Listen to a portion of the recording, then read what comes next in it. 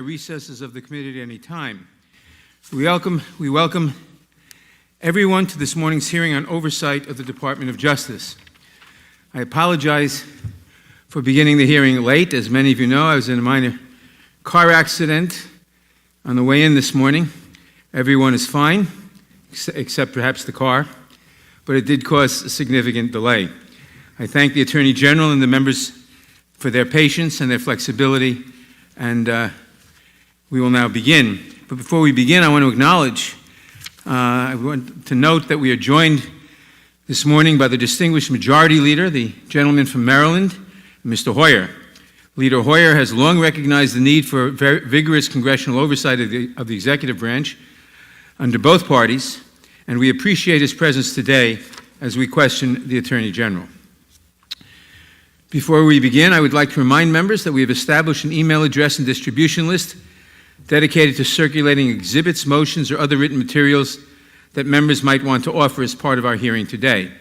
If you would like to submit materials, please send them to the email address that has been previously distributed to your offices, and we will circulate the materials to members and staff as quickly as we can.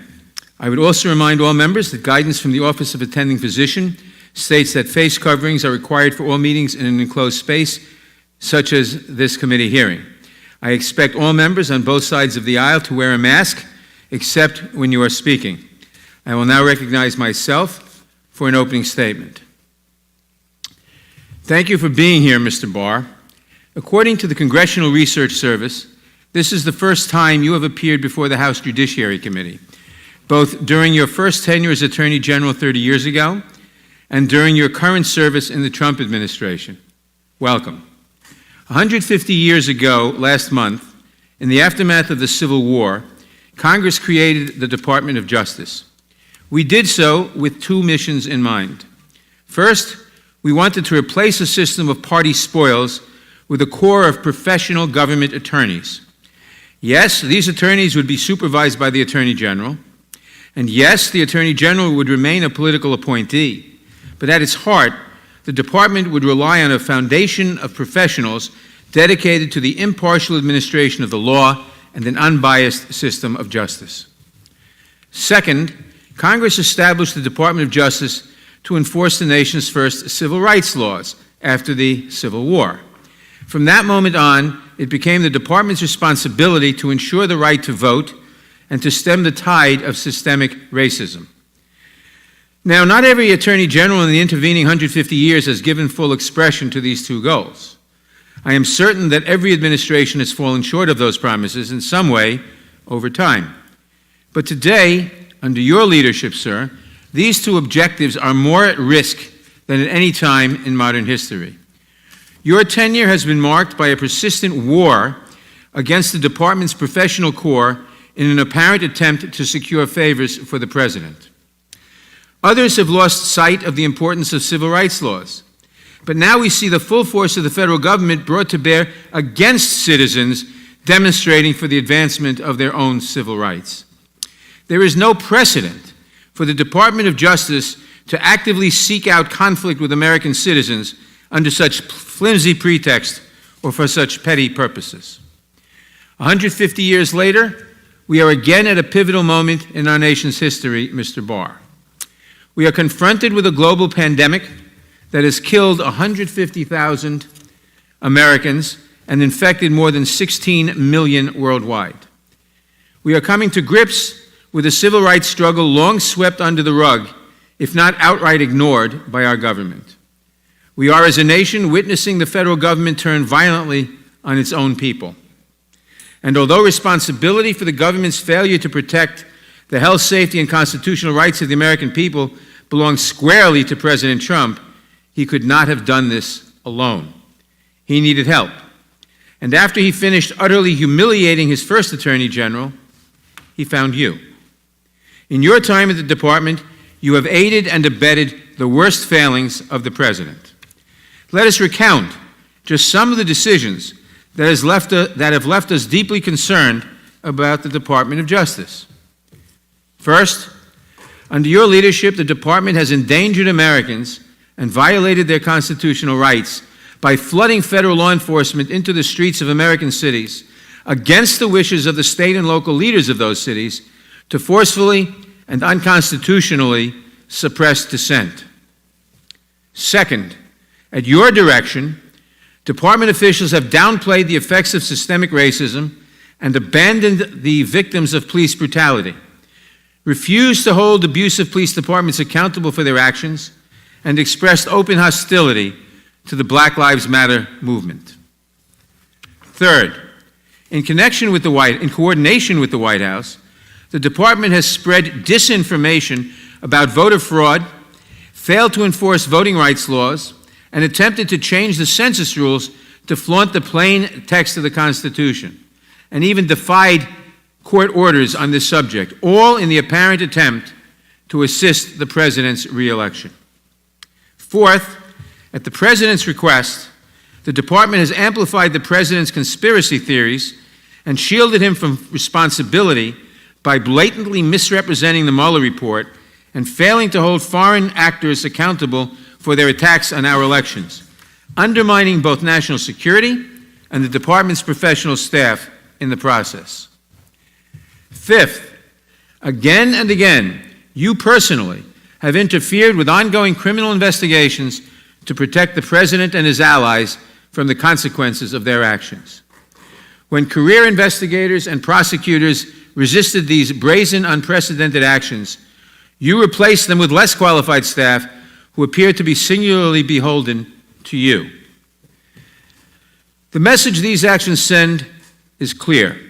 In this Justice Department, the president's enemies will be punished and his friends will be protected, no matter the cost to liberty, no matter the cost to justice. Finally, and perhaps most perniciously, the department has placed the president's political needs over the public health by challenging stay-at-home orders in the states hit hardest by the pandemic. The department's persistent efforts to gut the Affordable Care Act will make recovery that much harder. These actions come at a price: real damage to our democratic norms, the erosion of the separation of powers, and a loss of faith in the equal administration of justice. In the hands of President Trump, a Department of Justice that adopts a dangerously expansive view of executive power and demonstrates a willingness to shield him from accountability represents a direct threat to the liberty and safety of the country. And we were warned. At your confirmation hearing, Professor Neil Kinkoff testified, and I quote, "Public confidence in the rule of law depends on there being an Attorney General who will not allow the President to do whatever he wants with the Justice Department. William Barr's views of presidential power are so radically mistaken that he is simply the wrong man at the wrong time to be Attorney General of the United States." Close quote. Again, this failure of leadership comes at great cost. This administration has twisted the Department of Justice into a shadow of its former self, capable of serving most Americans only after it has first served those in power. This committee has a responsibility to protect Americans from that kind of corruption, Mr. Barr. We have a responsibility to ensure that the Justice Department and its Attorney General administer justice equally and fairly. And this is what has brought us to this hearing room today. We want to give you a chance to respond to our questions to these and other matters, and we hope and expect that you will do so in a clear and forthright manner. Our members expect sincere answers today, and our country deserves no less. I now recognize the ranking member of the Judiciary Committee, the gentleman from Ohio, Mr. Jordan, for his opening statement. Spying. That one word, that's why they're after you, Mr. Attorney General. 15 months ago, April 10th, 2019, in a Senate hearing, you said this sentence, quote, "I think spying on a political campaign is a big deal." Spying on a political campaign is a big deal. It sure is. And since that day, when you had the courage to state the truth, they attack you. They've been attacking you ever since, every day, every week, for simply stating the truth that the Obama-Biden administration spied on the Trump campaign. 1 year ago, New York Times headline said this, 1 year ago, quote, "FBI sent investigator posing as assistant to meet with Trump aide in 2016. The FBI sent a young lady who used the name Azra Turk to meet Papadopoulos in September of 2016. They sent someone pretending to be someone else to meet a person associated with the Trump campaign. You know what they call that? You know what they call that? Spying. 1 month later, October 2016, they used the dossier to spy on Carter Page. The salacious, unverified dossier, Jim Comey's words, not mine. They took it to the FISA court, didn't tell the courts that the Clintons paid for it, didn't tell the court that the guy who wrote the document, Christopher Steele, had already communicated to the Justice Department that he was, quote, desperate to stop Trump from getting elected. And guess what? There were 15 more lies that they told the court.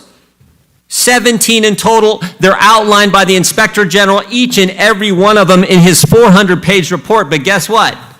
Chairman Nadler refuses to allow Mr. Horowitz to come here and testify and answer our questions about the 17 lies the Obama-Biden administration told to the secret court. The Obama-Biden DOJ opened the investigation in July. They used a secret agent lady to spy on Papadopoulos in August. They lied to the FISA court in September, and they did all this without any basis for launching the investigation to begin with. How do we know that? How do we know there was no basis? They told us. Now, they didn't want to tell us, but thanks to Rick Grinnell, who released the transcripts of their testimony, we now know there was no basis for them to start the investigation in the first place. Sally Yates, Rhodes, Samantha Power, Susan Rice. Here's what Susan Rice says. I don't recall intelligence I would consider evidence of a conspiracy. How about James Clapper? I never saw any direct evidence that the Trump campaign or someone in it was conspiring with the Russians to meddle with the election. Say that again. I never saw evidence that the Trump campaign was conspiring, and yet they investigate him. There was never a proper predicate. So why'd they do it? There was no reason to do it. Why'd they do it? They told us that too. Peter Strzok, August 2016, asked, is Trump going to win? What's his response? Remember, this is Peter Strzok. This is the guy who ran the investigation. No, he's not. We'll stop it. August, Peter Strzok says we'll stop Trump. September, they spy on Papadopoulos. October, they use the fake dossier to lie to the court. But guess what happens in November? Guess what happens in November? November 8th, 2016, the American people get in their way. 63 million of them to be exact. Now everything changes. Now the real focus is, wow, wait a minute, we didn't stop him. He won. Now what do they have to do? They have to do the cover-up. And who do they have to go after? Who's target number one in their cover-up? The former head of the Defense Intelligence Agency, the guy who's about to become National Security Advisor to the President of the United States, Michael Flynn. They can't have him hanging around because he'll figure it out. So they decide to go after Michael Flynn. 3-star general, served our country for over 3 decades. And we know they went after him because they told us that too. Bill Priestep, head of counterintelligence at the FBI, the day they interview Flynn, January 24th, 2017, his notes say what? What's our goal? To get Flynn to lie so we can prosecute him, or to get him fired? Think about what the Obama-Biden DOJ, what their administration did in the last month. The last month they were in power. January 4th, the agents investigating Flynn want to drop the case. Comey tells them no. January 5th, they have the now famous meeting in the Oval Office. Obama, Biden, Rice, Comey, all of them are in there. They're plotting their strategy, how they're going to get Flynn. January 6th, Comey goes up to Trump Tower, briefs President-elect Trump on the dossier that they already know is false, just so they can leak it to the press, and the press will write the story that they briefed the president on the dossier. And then, of course, January 24th, the day they go set up Michael Flynn in his interview. Guess what else they did? Guess what else they did between Election Day and Inauguration Day? That 2-month time, guess what else they did? 38 people, 49 times unmasked Michael Flynn's name. Comey, Clapper, Brennan, Biden, 7 people at the Treasury Department unmasked Michael Flynn's name, for goodness sake. And of course, Flynn resigns on February 13th. Flynn resigns on February 13th. Now the cover-up is complete. Flynn's gone. Everything's fine, they think, until May 9th, 2017, when President Trump fires Jim Comey. Now they got a problem again. The guy who was going to keep it all quiet, he's been fired. Now, how do they continue the cover-up? Real simple. Jim Comey leaks his memos with the express purpose of getting a special counsel appointed to investigate something they already know is not true. And that's exactly what happened. We get 2 years, 19 lawyers, 40 agents, 500 witnesses, 2,800 subpoenas, and a $30 million cost to the taxpayer, and they come back with nothing. Absolutely nothing. And so all they got left is to attack the Attorney General, who had the courage to state the truth right from the get-go, the first time he testifies after he's confirmed. And you guys attack him every day, every week, and now you filed articles of impeachment against him. It's ridiculous. He had the courage to do what no one else would do at the Justice Department. Sally Yates wouldn't call it spying. Jeff Sessions wouldn't do it. Rod Rosenstein wouldn't do it. Chris Wray sure as heck isn't going to do it. So, Mr. Attorney General, I want to thank you for having the courage to call it what it was, spying. I want to thank you for having the courage to say we're going to get the politics out of the Department of Justice that was there in the previous administration. And maybe most importantly, and we're going to talk about this in our side on questioning, I want to thank you for defending law enforcement, for pointing out what a crazy idea this defund the police policy, whatever you want to call it, is, and standing up for the rule of law. And frankly, we have a video we want to show that gets right to this point. Can we play that video, please?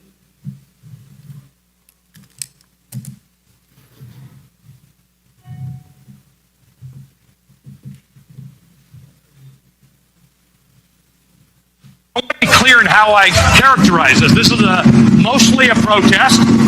It is not, generally speaking, unruly. Peaceful protest. Peaceful protesters. Peaceful protest. Peaceful protest. Peaceful protest. Peaceful protest. Peaceful protest. Peaceful protest. Peaceful protest. Peaceful protest. Peaceful protest. Peaceful protest. Peaceful protest. Peaceful protest. Peaceful protest. Peaceful protests. Peaceful protesters.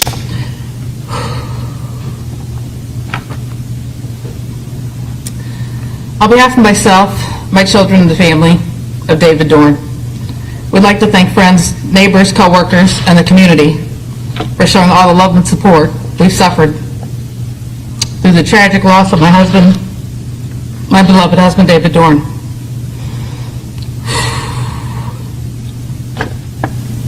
We'd also like to thank St. Louis Metropolitan Police Department for their hard work and perseverance through this investigation, as well as Circuit Attorney's Office. He dedicated his life to the city of St. Louis, retiring at the rank of captain after 38 years of distinguishable service. Then as a chief of Moline Acres for almost 6 years. During those years, he's touched so many lives as a friend, mentor, co-worker, and guardian.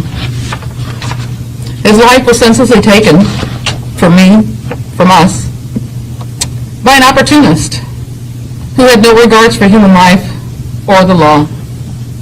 This didn't have to happen, but it must have been God's plan for David.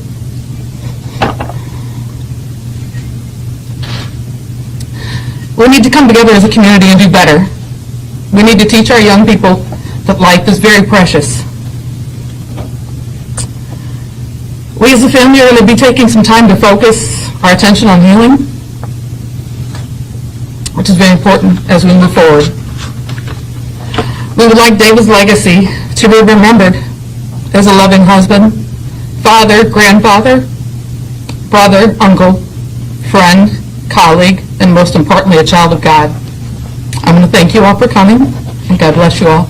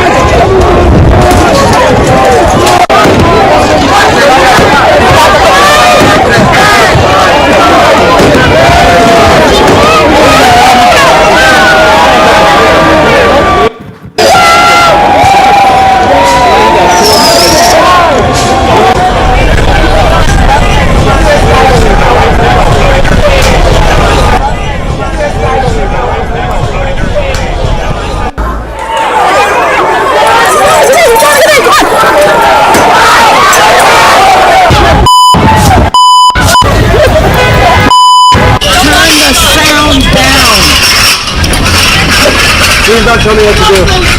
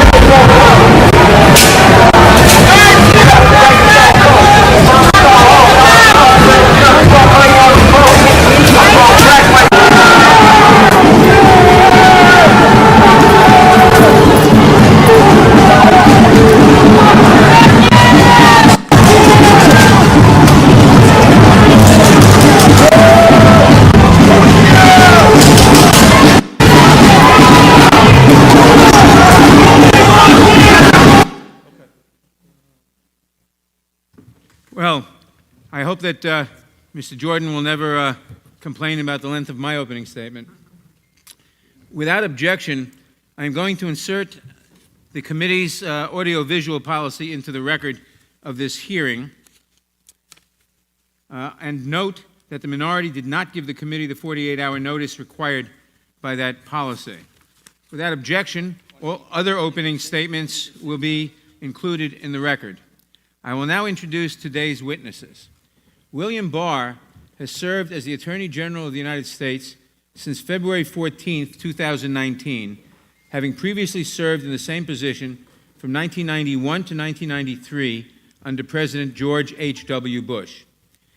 He also served as Deputy Attorney General and Assistant Attorney General of the Office of Legal Counsel under the Bush administration, was a member of the Domestic Policy Staff under President Reagan, served in the Central Intelligence Agency, and was a law clerk for Judge Malcolm Wilkie of the U.S. Court of Appeals for the D.C. Circuit. In addition to his significant public service, he also has extensive experience practicing law in the private sector. Attorney General Barr received his A.B. and M.A. from Columbia University and a J.D. from George Washington University School of Law. We welcome the Attorney General and we thank him for participating today. Now, if you would please rise, I will begin by swearing you in. Would you raise your right hand, please? Or left hand. Do you swear or affirm under penalty of perjury that the testimony you're about to give is true and correct to the best of your knowledge, information, and belief, so help you God? Let the record show the witness has answered in the affirmative. Thank you, and please be seated.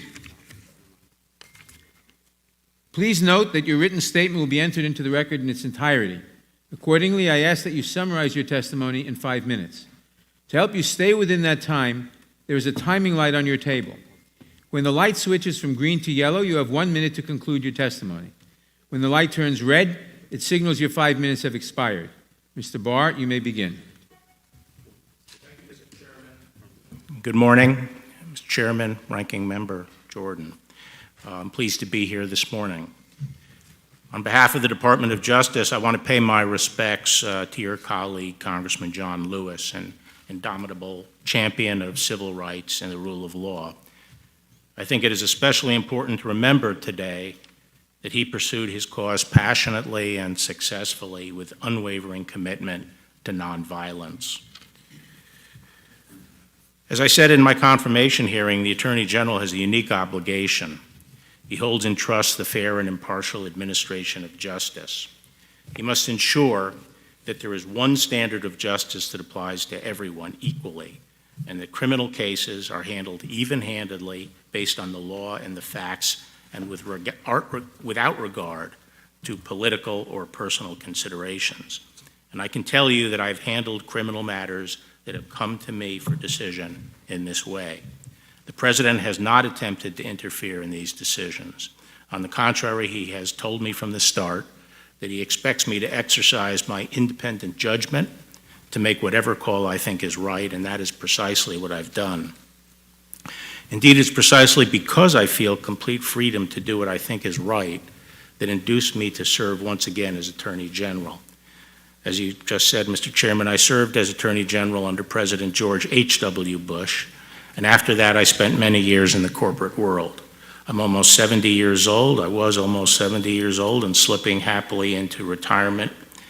I had nothing to prove, and I had no desire to return to government. I had no prior relationship with President Trump.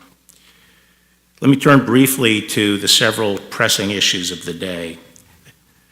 The horrible killing of George Floyd in Minneapolis understandably jarred the whole country and forced us to reflect on long-standing issues in the nation. Those issues obviously relate to the relationship between law enforcement and the African American community. Given our history, it's understandable that among Black Americans there's at least some ambivalence and often distrust toward the police. Until just last 50 years ago or so, our laws and our institutions were explicitly racist, explicitly discriminatory. It was not until the 60s that the civil rights movement finally succeeded in tearing down the Jim Crow edifice. Our laws finally came to formally embody the guarantee of equal protection.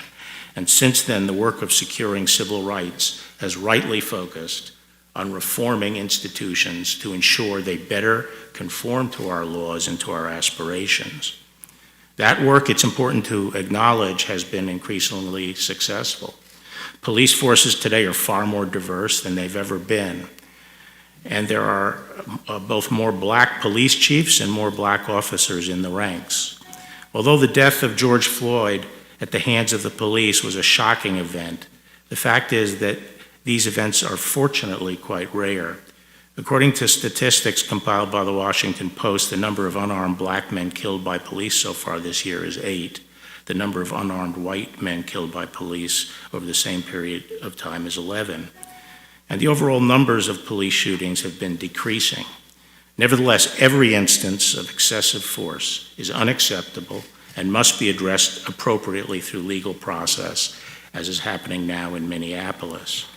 But apart from the numbers, I think these events strike a deep chord in the Black community because they are perceived as manifestations of a deeper, lingering concern that in encounters with police, Blacks will not be treated even-handedly. They will not be given the benefit of the doubt. They will be treated with greater suspicion. Senator Tim Scott has recounted the numerous times he's been unjustifiably pulled over on Capitol Hill. And as one prominent Black professional in Washington said to me, African Americans often feel treated as suspects first and citizens second. And I think these concerns are legitimate. At the same time, I think it would be an oversimplification to treat the problem as rooted in some deep-seated racism generally infecting our police departments. it seems far more likely that the problem stems from a complex mix of factors which can be addressed with focused attention over time. And we in law enforcement must be conscious of the concerns and ensure that we do not have two systems of justice. Unfortunately, some have chosen to respond to George Floyd's death in a far less productive way by demonizing the police, promoting slogans like "all cops are bastard," and making grossly irresponsible proposals to defund the police. The demonization of the police is not only unfair and inconsistent with principles of all people should be treated as individuals, but gravely injurious to the inner city communities. When communities turn on and pillory the police, officers naturally become more risk averse and crime rates soar. Unfortunately, we are seeing that now in many of our cities. The threat to Black lives posed by crime on the streets is massively greater than any threat posed by police misconduct. The leading cause of death for young Black males is homicide.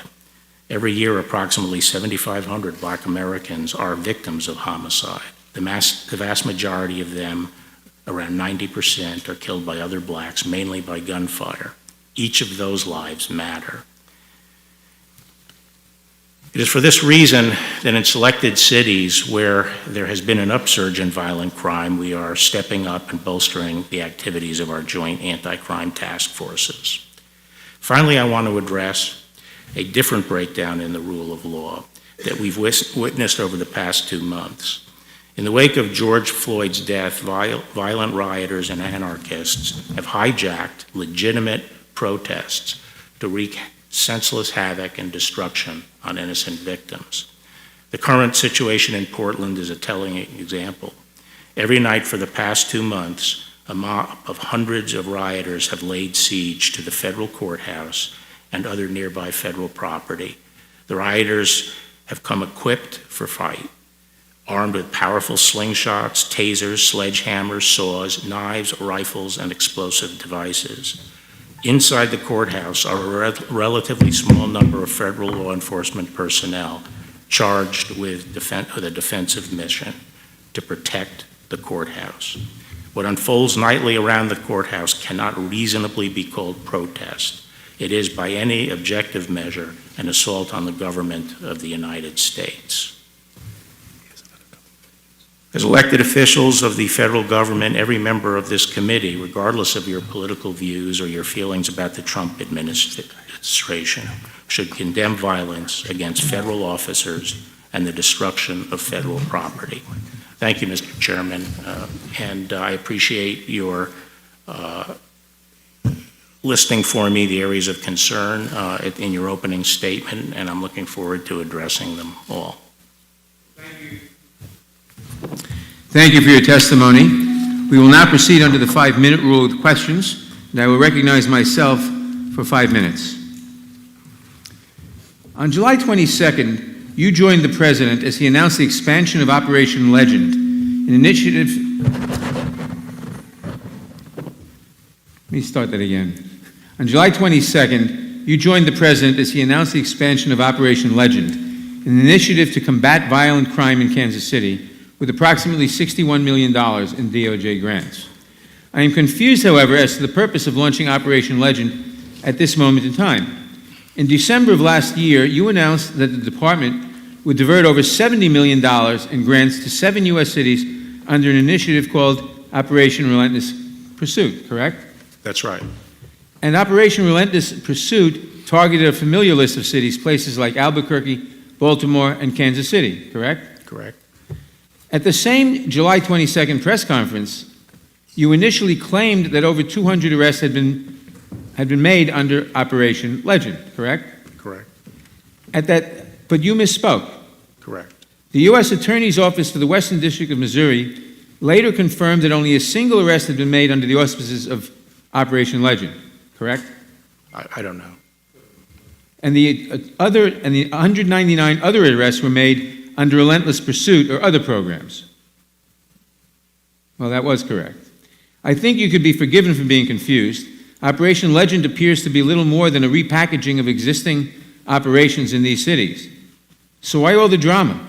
Why join the President at the White House to announce a bold new operation that appears to be neither bold nor new? Understandably, Americans are very suspicious of your motives here. There are those who believe you are sending federal law enforcement into these cities not to combat violent crime, but to help with the President's re-election efforts. The President has made clear that he wants conflict between protesters and police to be a central theme of his campaign. So let me ask you directly, Mr. Barr. Yes or no? Yes or no? Did you rebrand existing projects under the legend in order to assist the President in an election year? I wouldn't call it. Mr. Attorney General, would you agree with me, at least on principle, that it is improper for the Department of Justice to divert resources and law enforcement personnel in an effort to assist the President's re-election campaign? No, Mr. Chairman, in the fall, we did inaugurate an anti-crime initiative because we were concerned about increasing violent crime in a number of cities, and we called that relentless pursuit. Unfortunately, COVID intervened, and our agents who were detailed for these assignments could not perform the operation. So the operation was squelched by COVID. So we couldn't complete or make much progress on relentless pursuit. However, in the intervening time, we saw violent crime continuing to rise, and a lot of that was triggered by the events after the death of George Floyd. So we did reboot the program after COVID started breaking and we could commit the law enforcement resources to actually accomplish the mission, which is to reduce violent crime. Now, I regret that COVID interrupted our law enforcement activities, but it doesn't obviate the fact that there is serious violent crime in these cities. These police and mayors have been asking us for help, and we have put in additional federal agents and investigators to help deal with it. Have you, now, yes or no, have you discussed the President's re-election campaign with the President or with any White House official or any surrogate of the President? Well, I'm not going to get into my discussions with the President. Well, have you discussed that topic with him, yes or no? Not in relation to this program. I didn't ask that. I asked if you discussed that with... I'm a member of the cabinet and there's an election going on. Obviously, the topic comes up. So the answer is yes. Well, the topic comes up in cabinet meetings and other things. Okay. It shouldn't be a surprise that the topic of the election. I didn't say I was surprised. I just asked if you'd done that. So as part of those conversations with the President or his people about the re-election campaign, have you ever discussed the current or future deployment of federal law enforcement? In connection with what? In connection with what you just said, in connection with your discussions with the President or with other people around him of his re-election campaign, have you discussed the current or future deployment of federal law enforcement? Well, as I say, I'm not going to get into my discussions with the President, but I've made it clear that I would like to pick the cities based on law enforcement need and based on neutral criteria. So, but you can't tell me whether you discussed... No, I'm not going to discuss what I discussed with the President. Can you commit today that the Department will not use federal law enforcement as a prop in the President's re-election campaign? We are not using I just want to federal law close enforcement. with this thought. You really can't hide behind legal fictions this time, Mr. Barr. It's all out in the open, where the people can see what you are doing for themselves. The President wants footage for his campaign ads, and you appear to be serving it up to him as ordered. In most of these cities, the protests had begun to wind down before you marched in and confronted the protesters. And the protesters aren't mobs. They are mothers and veterans and mayors. In this moment, real leadership would entail de-escalation, collaboration, and looking for ways to peaceably resolve our differences. Instead, you use pepper spray and truncheons on American citizens. You did it here in Washington. You did it at Lafayette Square. You expanded to Portland. And now you are projecting fear and violence nationwide in pursuit of obvious political objectives. Shame on you, Mr. Barr. Can I just say, Mr. Shame on you. Can I just My say, time has expired. For what purpose does Mr. Jordan seek recognition? No, Mr. Johnson. Excuse me. Could I just What have a purpose moment? does my time has expired. For what purpose does Mr. Johnson seek recognition? Questions for the witness, and I will yield the floor to him to respond. Yeah. Mr. Chairman, you've conflated two different things. The effort legend is to deal with violent crime that's committing on the streets of the city. Again, predatory violence like murder, shootings, which are soaring in some cities right now. That does not involve encountering protesters, as you refer to it. Civil disturbance is a different set of issues. And I just reject the idea that the department has flooded anywhere and attempted to suppress demonstrators. We make a clear distinction between demonstrators. The facts speak for Well, themselves. This is my time, I'm Mr. answering, and you know, the fact of the matter is, if you take Portland, the courthouse is under attack. The federal resources are inside the perimeter around the courthouse, defending it from almost 2 months of daily attacks where people march to the court, try to gain entrance, and have set fires, thrown things, used explosives, and injured police, including just this past weekend, perhaps permanently blinding 3 federal officers with lasers. We are on the defense. We're not out looking for trouble. And if the state and the city would provide the law enforcement services that other jurisdictions do, we would have no need to have additional marshals in the courthouse. On behalf of hundreds of millions of Americans, thank you for that clarification, and thank you for being here. And thank you for your service today and your willingness to do this in very challenging times. Mr. Attorney General, we're very appreciative. It's not an easy job, but it's a vitally important one. I so appreciated what you said in your opening statement today, which is what you said in your confirmation hearing. The Attorney General has a unique obligation. He holds in trust the fair and impartial administration of justice. We appreciate that so much. The Democrats have asserted here this morning, and they continue to say in the media, that under your leadership, the Justice Department has become highly politicized. Why is that a totally unfounded allegation?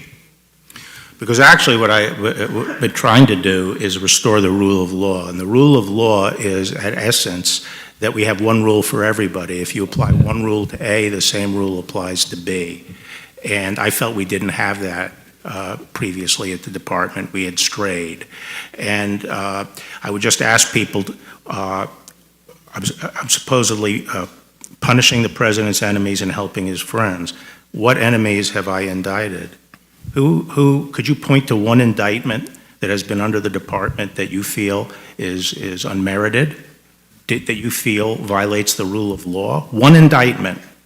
Now, you say I helped the president's friends. The cases that are cited, the Stone case and the Flynn case, are both cases where I determined that some intervention was necessary to rectify the rule of law, to make sure people are treated the same. I said Stone was prosecuted under me, and I said all along I thought that was a righteous prosecution. I thought he should go to jail, and I thought the judge's sentence was correct.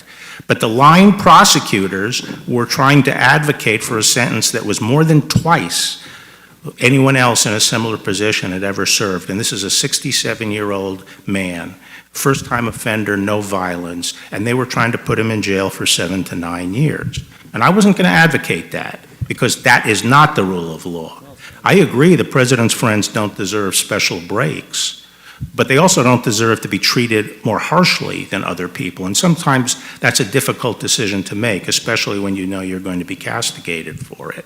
But that is what the rule of law is, and that's what fairness to the individual ultimately comes to, being willing to do what's fair to the individual.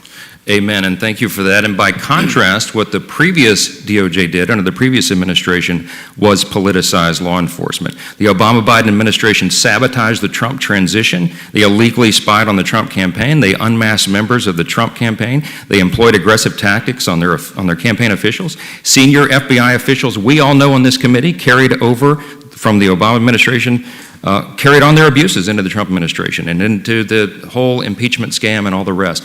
Let me ask you just one question, because my time is running out. President Obama's Attorney General, Eric Holder, famously referred to himself as President Obama's wingman. He said in an interview, quote, "I'm still enjoying what I'm doing. There's still work to be done. I'm still the president's wingman, so I'm there with my boy." That's what he said famously. Is it the duty of the Attorney General to be the president's wingman? No, I've already described what I think the duty of the Attorney General is. And in your office, you are then free to act independently of the president. Isn't that true? That is true, particularly on criminal cases. It's required.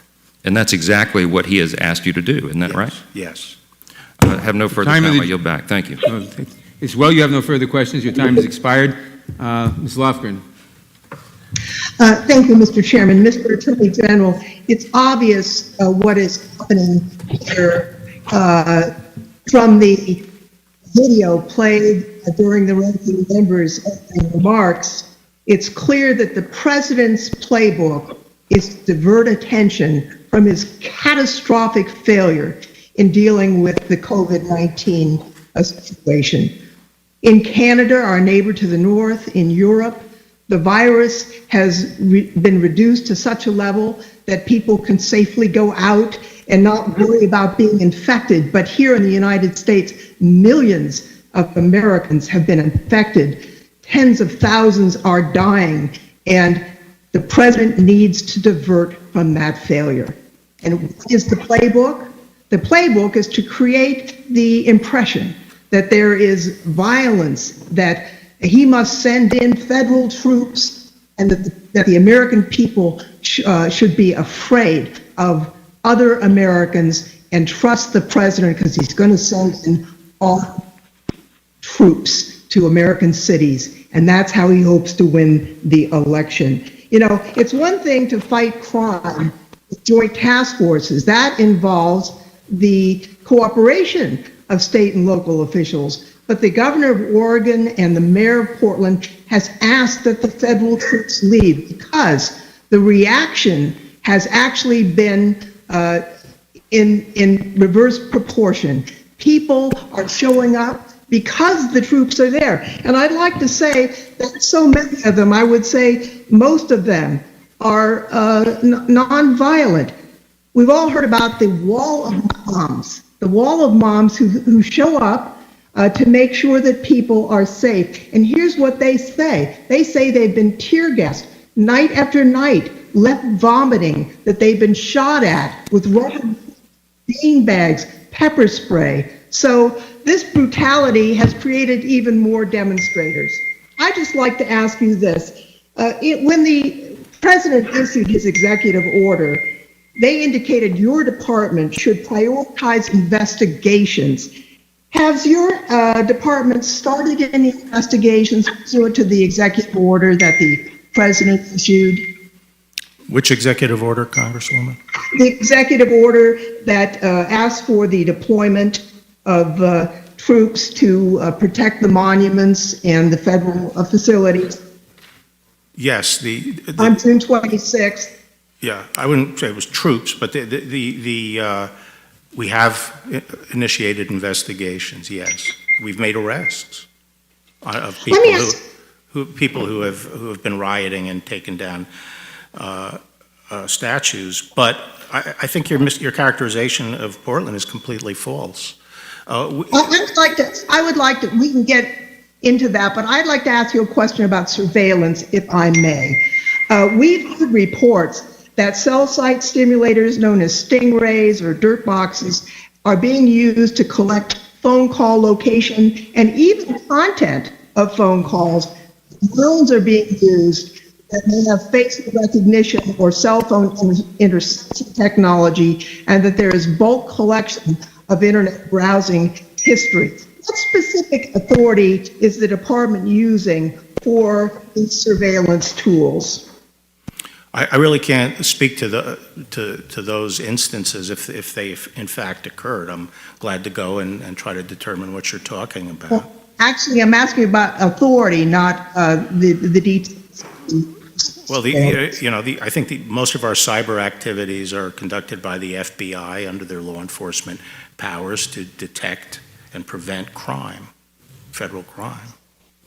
I think the American public should know that this surveillance technique isn't just about the people in front of the courthouse. If a husband and wife call each other and one of the spouses has a cell phone that's within range of one of these technologies, not only the location, the actual content of that couple's conversation can be scooped up. using this technology. So this really isn't just about the demonstrating. This is about the privacy of all Americans, and it's all being violated for the president's political purposes of trying to create a scene, create a reason, divert attention from the COVID failure. I think it's really very unfortunate and a disservice to the American people. Mr.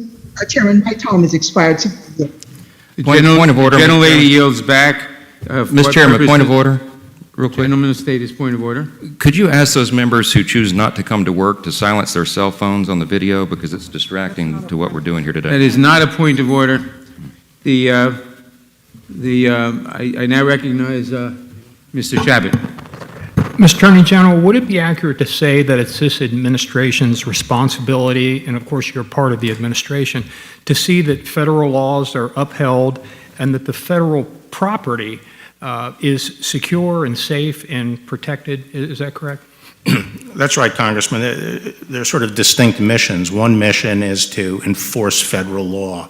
And by the way, the federal government is the sovereign of the United States. We have two sovereigns here in the United States, and we enforce the federal law all over the country. Every square foot of the country, we enforce federal law. The other is protecting federal property, and specifically U.S. courthouses, which are the heart of federal property in all 93 jurisdictions in the United States. And we have the obligation to protect federal courts, and the U.S. Marshals specifically have been given that obligation. Federal courts are under attack. Since when is it okay to try to burn down a federal court? If someone went down the street to the Prettyman Court here, that beautiful courthouse we have right at the bottom of the hill, and started breaking windows and firing industrial-grade fireworks in to start a fire, throw kerosene balloons in and start fires in the court, is that okay? Is that okay now? No, the U.S. Marshals have a duty to stop that and defend the courthouse, and that's what we are doing in Portland. We are at the courthouse defending the courthouse. We're not out looking for trouble.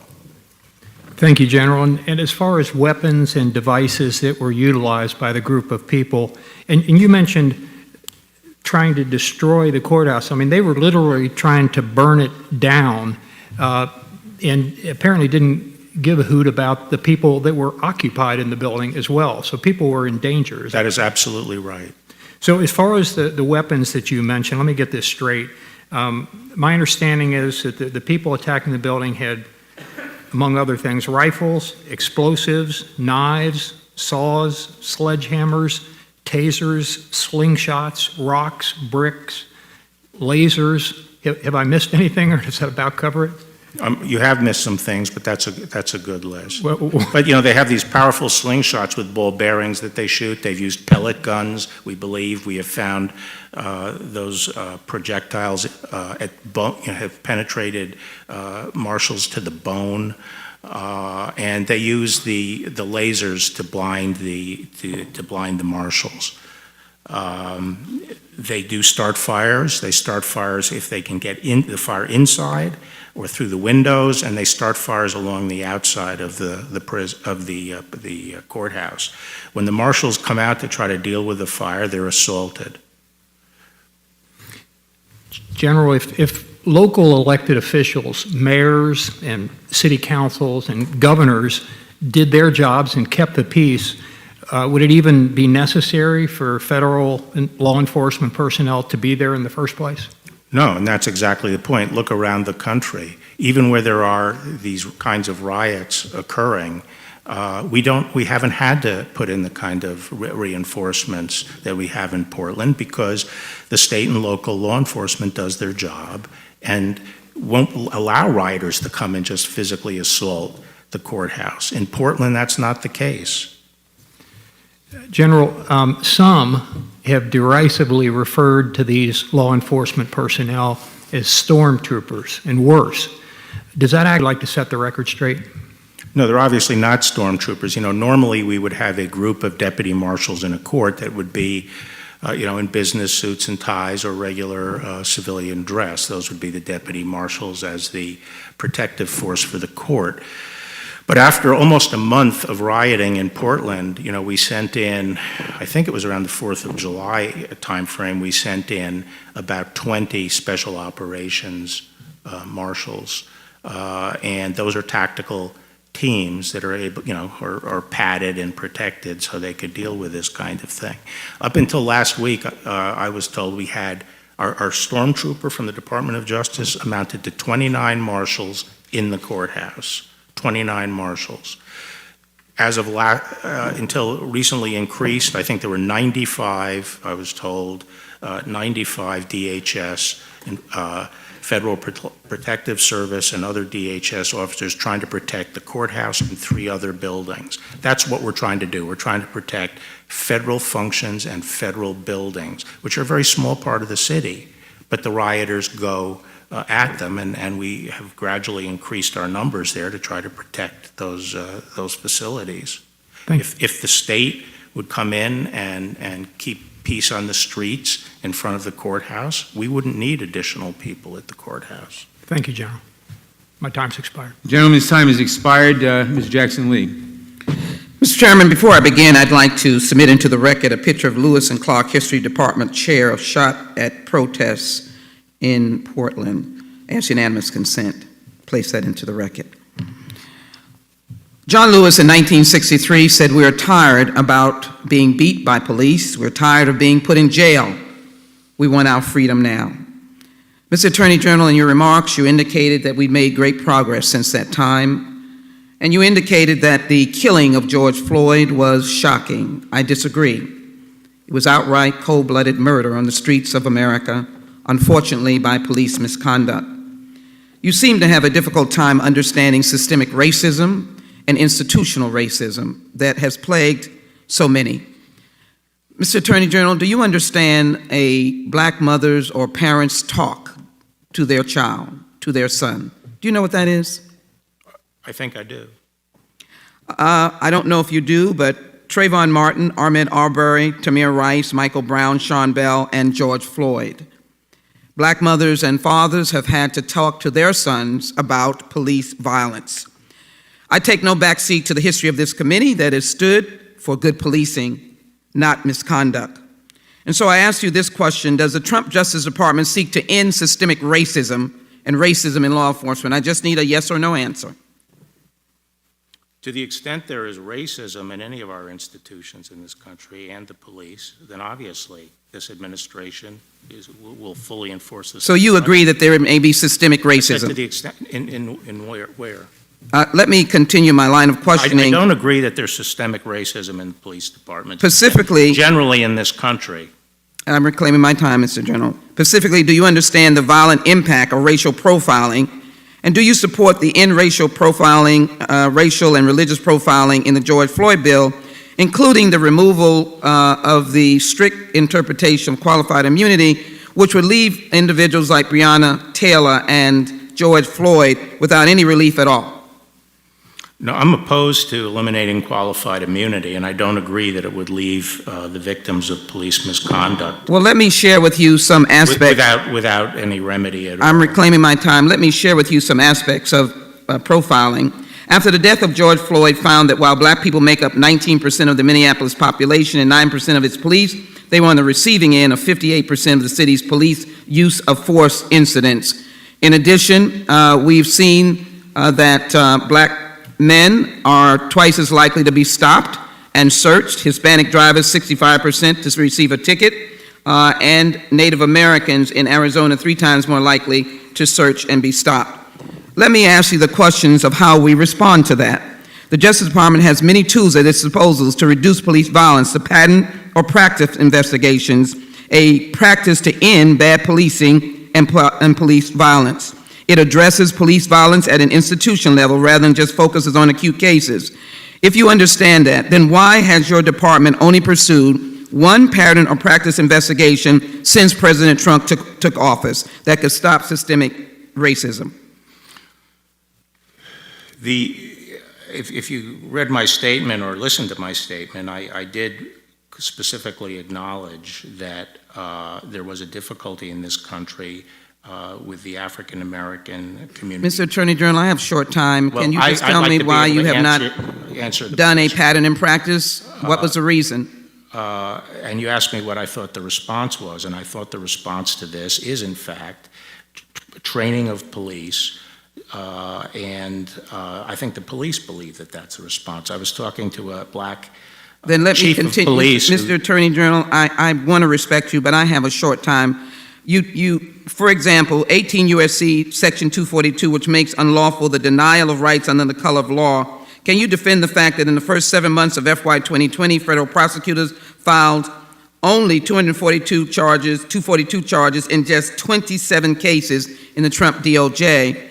And were you aware that in FY 2019, federal prosecutors brought Section 242 charges in just 49 cases in the United States?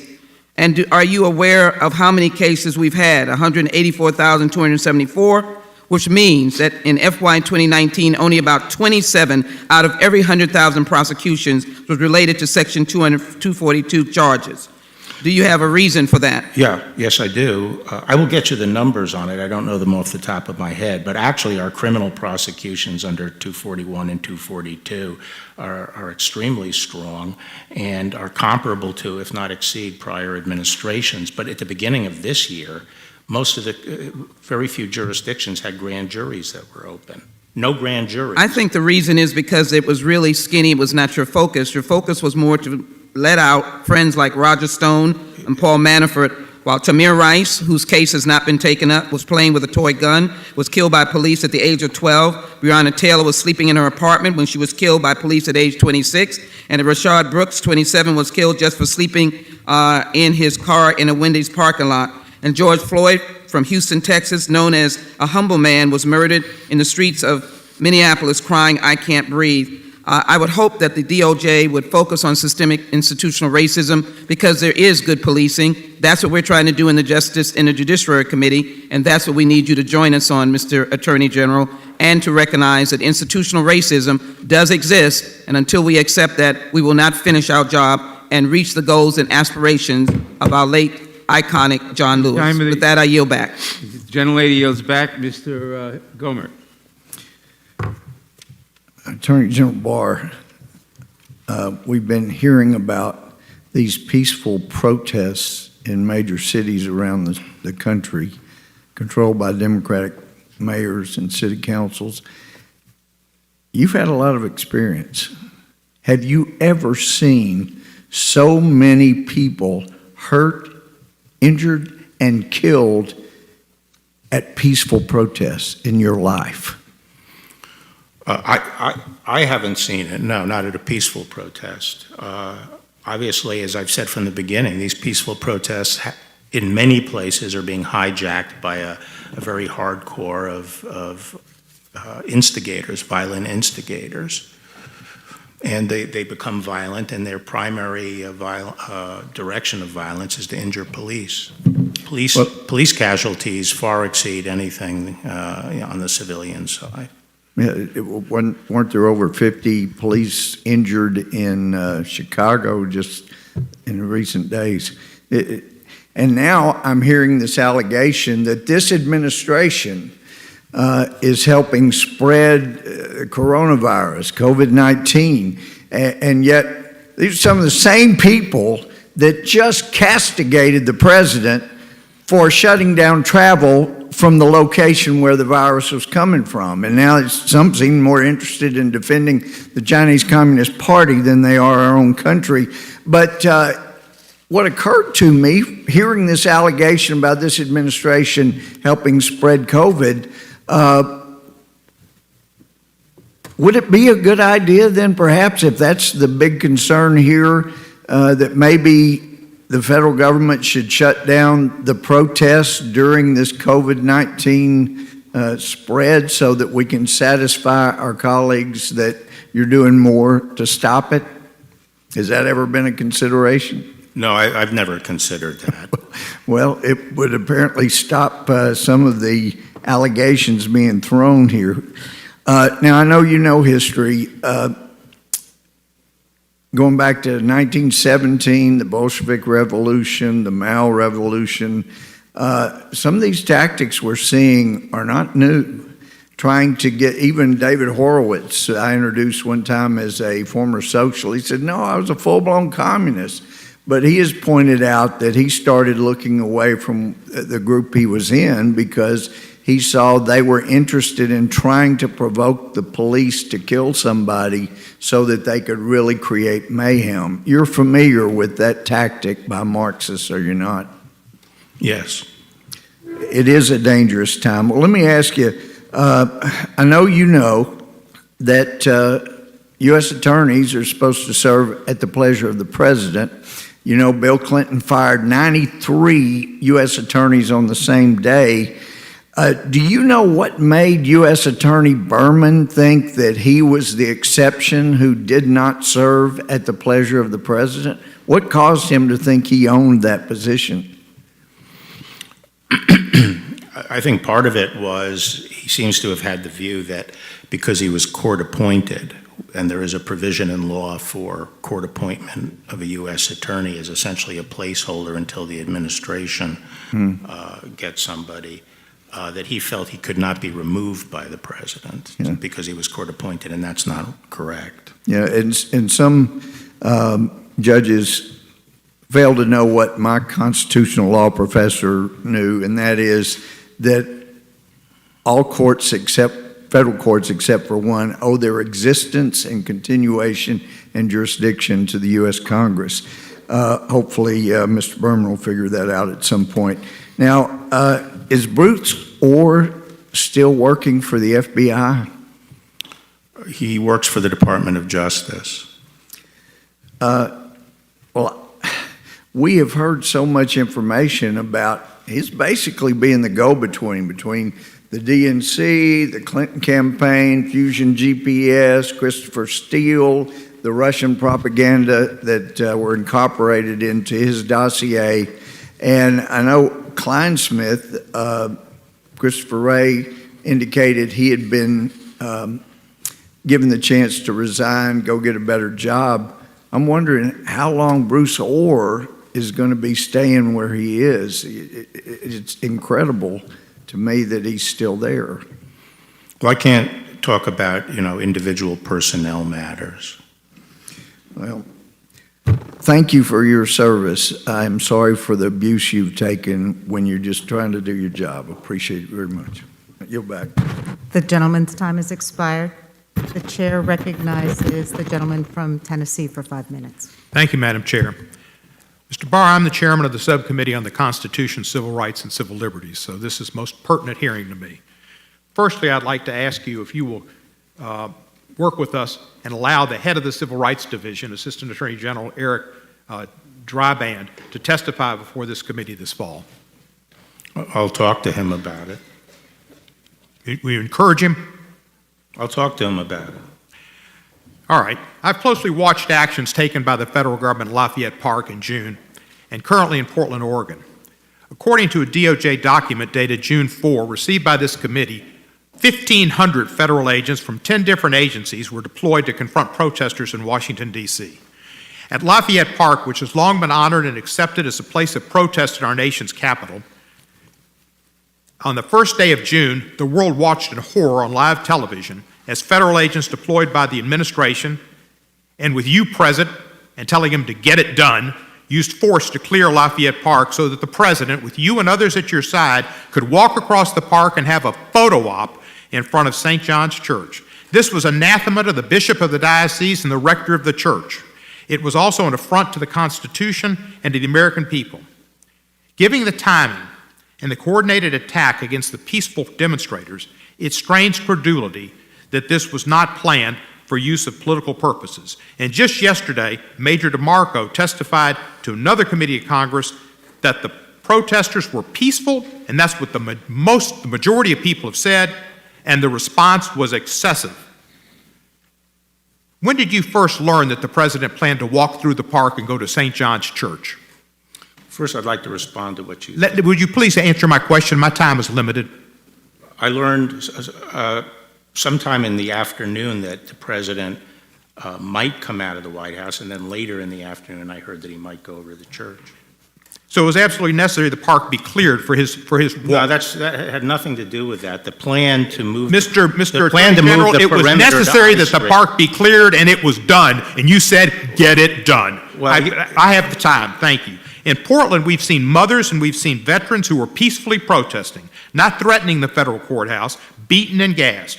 Unidentified armed federal agents violently attacked demonstrators in a violation of the First Amendment's freedom of assembly, and arrested citizens without individualized suspicion in a violation of the Fourth Amendment's protection against unreasonable searches and seizures and a warrant requirement. You've gone through the Fifth Amendment and due process and just negated it. And the 10th Amendment, which leaves general policing to the law enforcement, to the states, has been forgotten. Maybe what happened was your secret police were poorly trained, just like your Bureau of Prisons guards were poorly trained and allowed the most notorious inmate in our nation's last several years, Jeffrey Epstein, to conveniently commit suicide. Sad. You misled Congress and the American people about Special Counsel Mueller's findings with your, quote, summary, unquote, of his report. It was issued about a month before you released the redacted portion of the Mueller report. But you set the stage. You set the stage such that the Special Counsel objected to the accuracy of how it was reported by the press and what you said. And federal judge Reggie Walton, appointed by George W. Bush, declared in a ruling that your summary was, quote, distorted, unquote, and misleading, unquote, and that the court could not trust you. Further, Judge Walton stated that your report was, quote, a calculated attempt to influence public disclosure about the Mueller report in favor of President Trump, unquote. This committee still does not have the unredacted Mueller report. America has still not seen the unredacted Mueller report. Your excuses for not releasing it because it had to do with ongoing cases no longer exist because those ongoing cases have been completed or commuted or finished. Other attorney generals work with this Judiciary Committee to see that the American public and that the Judiciary Committee had unredacted copies of that report. You have not. You've gone to court to stall it. This report needs to be given to this committee. In Michael Cohen, you've treated him differently than Michael Flynn and Roger Stone. In Michael Flynn, you've attempted to dismiss the charges, even after he twice pled guilty. And in Roger Stone, you went further. Mr. Barr, John Lewis said to us, if not me, who? If not now, when? That's why I introduced H.Res. 1032, which would require this committee to investigate your conduct as Attorney General and determine whether you should be impeached. That is my constitutional duty. I yield back the balance of my time. May I respond to these? I seek recognition. I'm sorry, what did you? I would the like to chair I would like to recognizes seek Mr. Collins. recognition for unanimous consent requests. Yes, you are Thank you. recognized. I'd like to introduce for the record a Slate article entitled Why Trump Chose Portland, which describes the racial history of the state and the Portland Police Bureau. I'd also like to introduce an op-ed from Mary McCord, who writes her words were twisted to justify the department's disingenuous position to drop charges against Michael Flynn after he had already pled guilty. I'd like to introduce an op-ed from Jonathan Kravis describing the political interference in the Roger Stone case and why he resigned from the Department of Justice.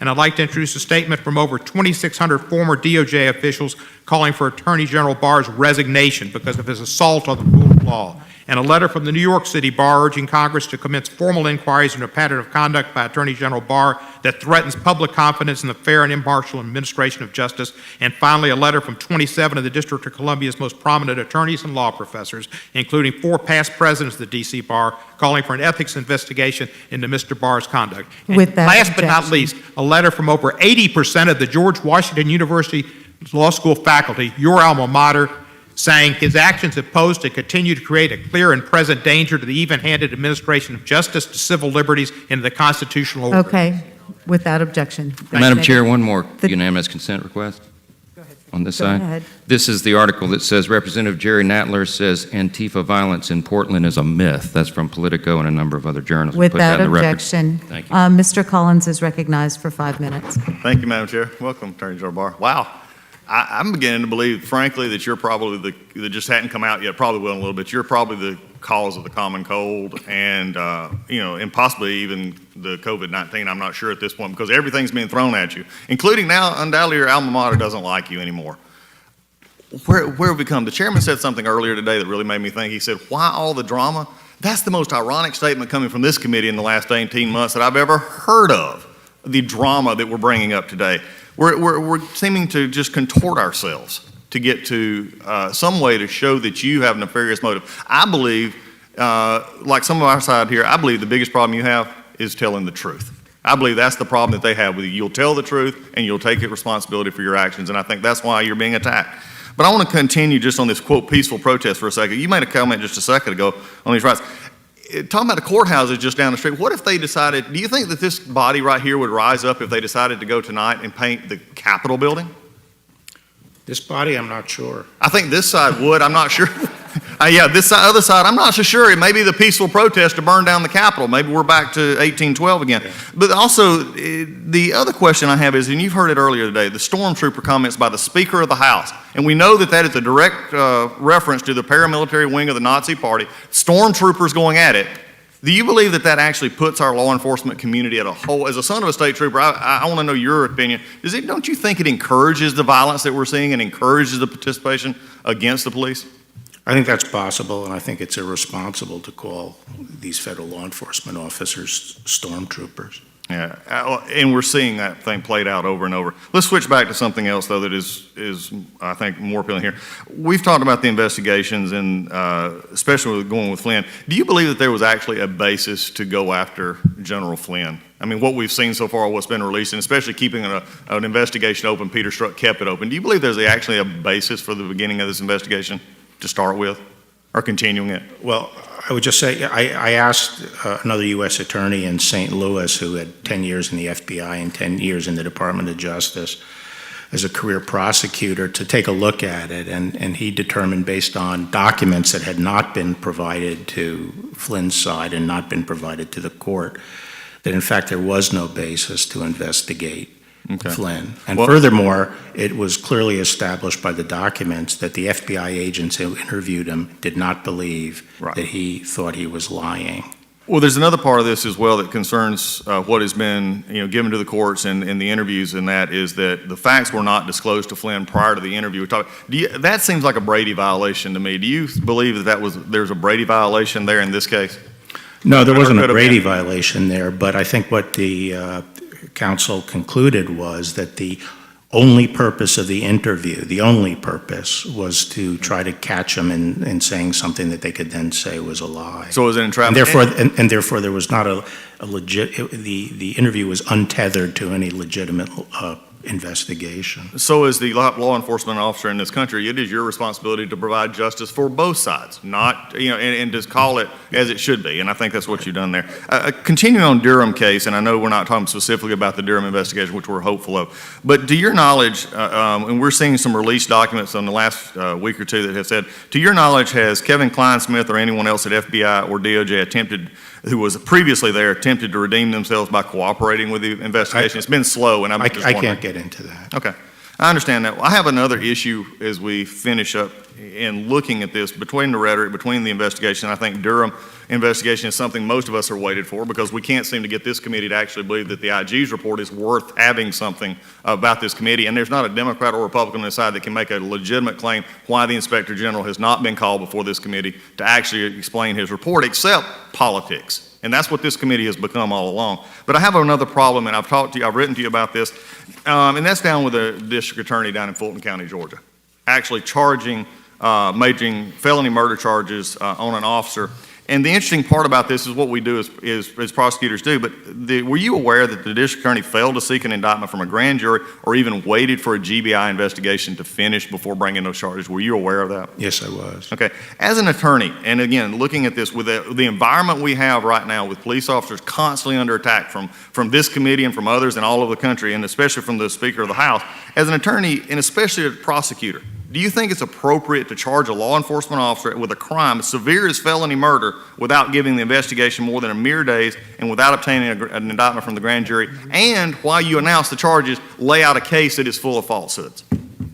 I've said that I would have preferred that he had used the grand jury and had waited till the Georgia Bureau had completed its investigation. I appreciate your help in that, and with that, I yield back.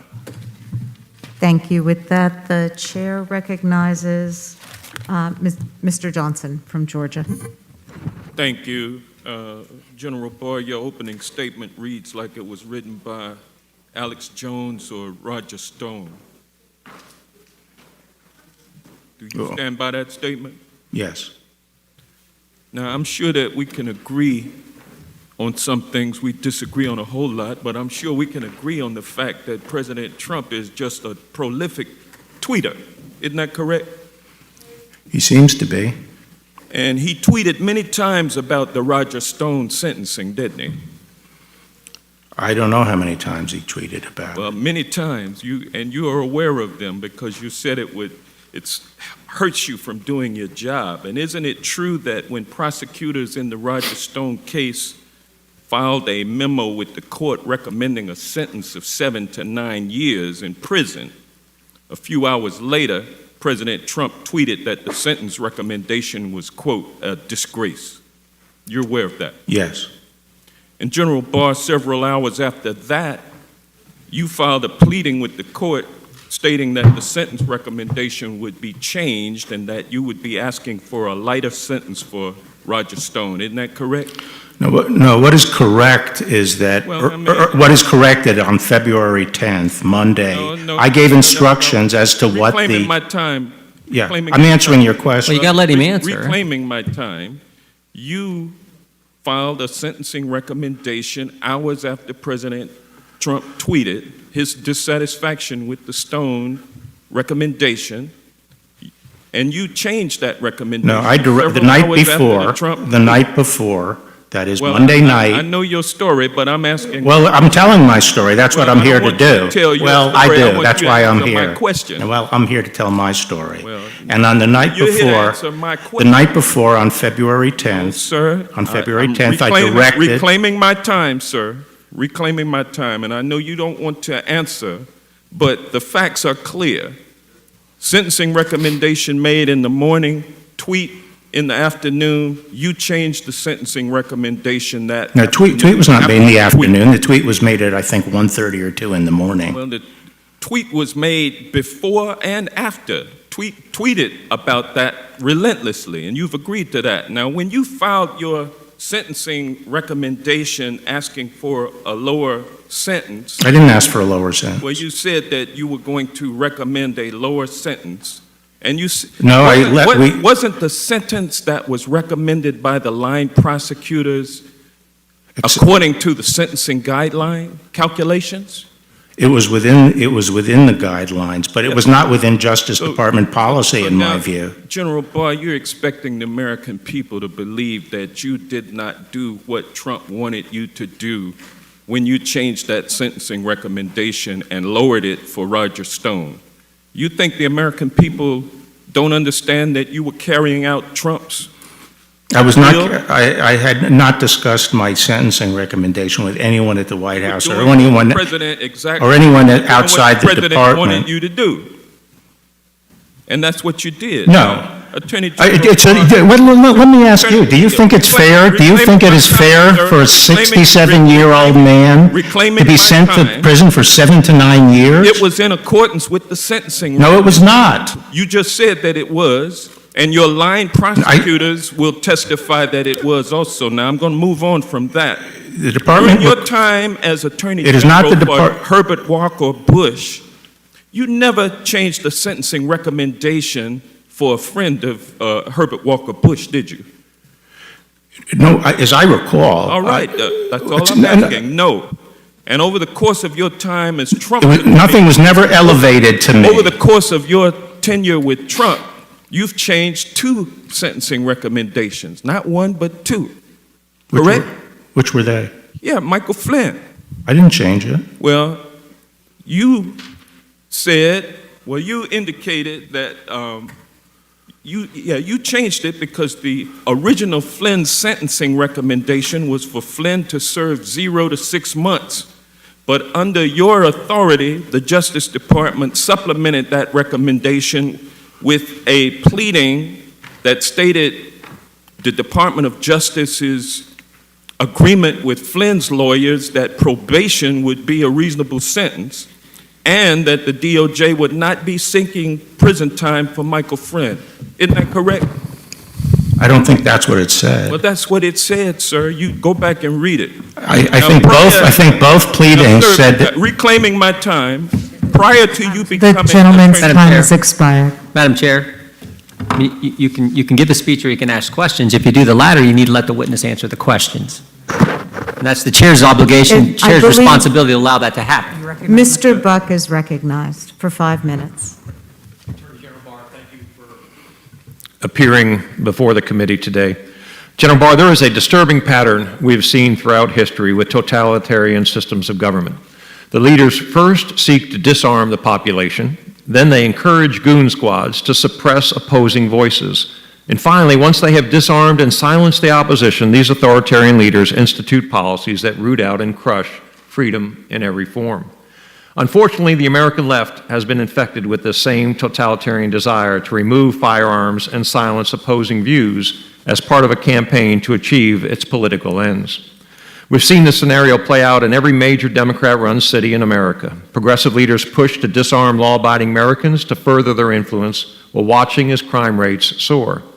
We even saw failed presidential and Senate candidate Beto O'Rourke proudly tell Americans, "Hell yes, we're going to take your AR-15 and your AK-47. Now the American left is actively cheering as its fascist militia Antifa rages in the streets.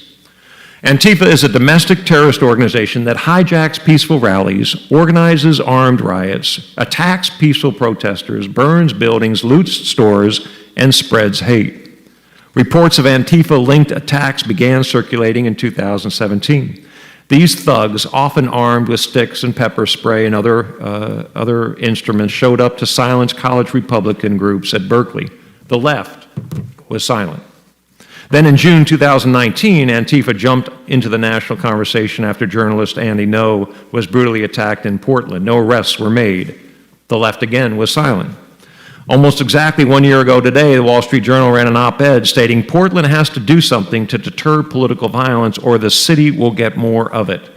Of course, the city's feckless leadership has only further encouraged Antifa's violent antics. As a result, we've seen 61 straight nights of violence in Portland. Antifa's fascist totalitarian activities are now oozing into other Democrat-run cities. Last Sunday, Antifa launched a violent assault on a peaceful pro-police demonstration in Denver, Colorado. Conservative leaders in Colorado, including Randy Corcoran, a Denver area lawyer and radio talk show host, organized a family-friendly event in honor of Law Enforcement Appreciation Day. The atmosphere was peaceful, and encounter protesters were given plenty of space to advocate their message. But as the afternoon wore on, a swarm of violent Antifa thugs infiltrated the peaceful Black Lives Matter counter-protesters and began assaulting pro-police Americans. These are 20 and 30-year-old thugs assaulting 50, 60, 70, and even 80-year-old Americans who only wanted to show their support for law enforcement. What's worse, Denver's cowardly liberal leadership ordered police to retreat once they saw members of Antifa entering the fray. A Denver police detective, Nick Rogers, apologized for this terrible decision. Detective Rogers summed it up best in a recent radio interview, quote, "I'm sorry on behalf of the rank and file. That's not us. That's not who we are. It just kills me that we let good people down." He continued, "I found out that a retreat order was given by the incident commander, and we had one lieutenant step up and say, 'We aren't leaving.' This lieutenant said, 'These people are going to get killed if we don't stay.' So he kept his people there. That's the reason this thing didn't get worse." End of quote. These are sad times in America. Free speech and the right to keep and bear arms are both being threatened by violent anarchists, and the best our chairman can do is call Antifa a myth. General Barr, this has to stop. We can't let Antifa continue terrorizing our country. Can you please tell us about the appropriate use of civil and criminal RICO statutes to address violent criminal groups like Antifa? In the wake of the beginning of these riots, I asked our joint terrorism task forces, the FBI's joint terrorism task forces around the country, to be our principal means of developing evidence and prosecuting violent extremists, terrorists who are involved in these activities. And one of the tools, obviously, we would use is RICO, which can be used against an organization. But that doesn't mean that we currently have a RICO case pending. Okay. I thank the gentleman. And do you have anything you want to say in response to the speeches that have been given by the other side, and then you've been cut off? Yeah, well, let's, on Lafayette. The gentleman's time has expired. Could I ask for a brief recess? Yeah, Madam Chair, the witness like a break. Yes. 15? Mr. Barr? Mr. Barr? Mr. Barr, 10 minutes? For a brief. 10 minutes? 5. Okay. Recess for 5 minutes. The committee will stand in recess for 5 minutes.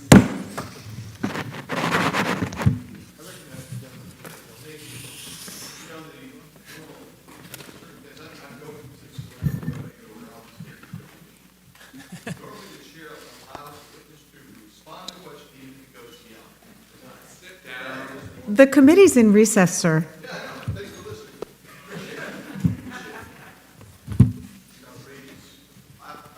Put your mask on.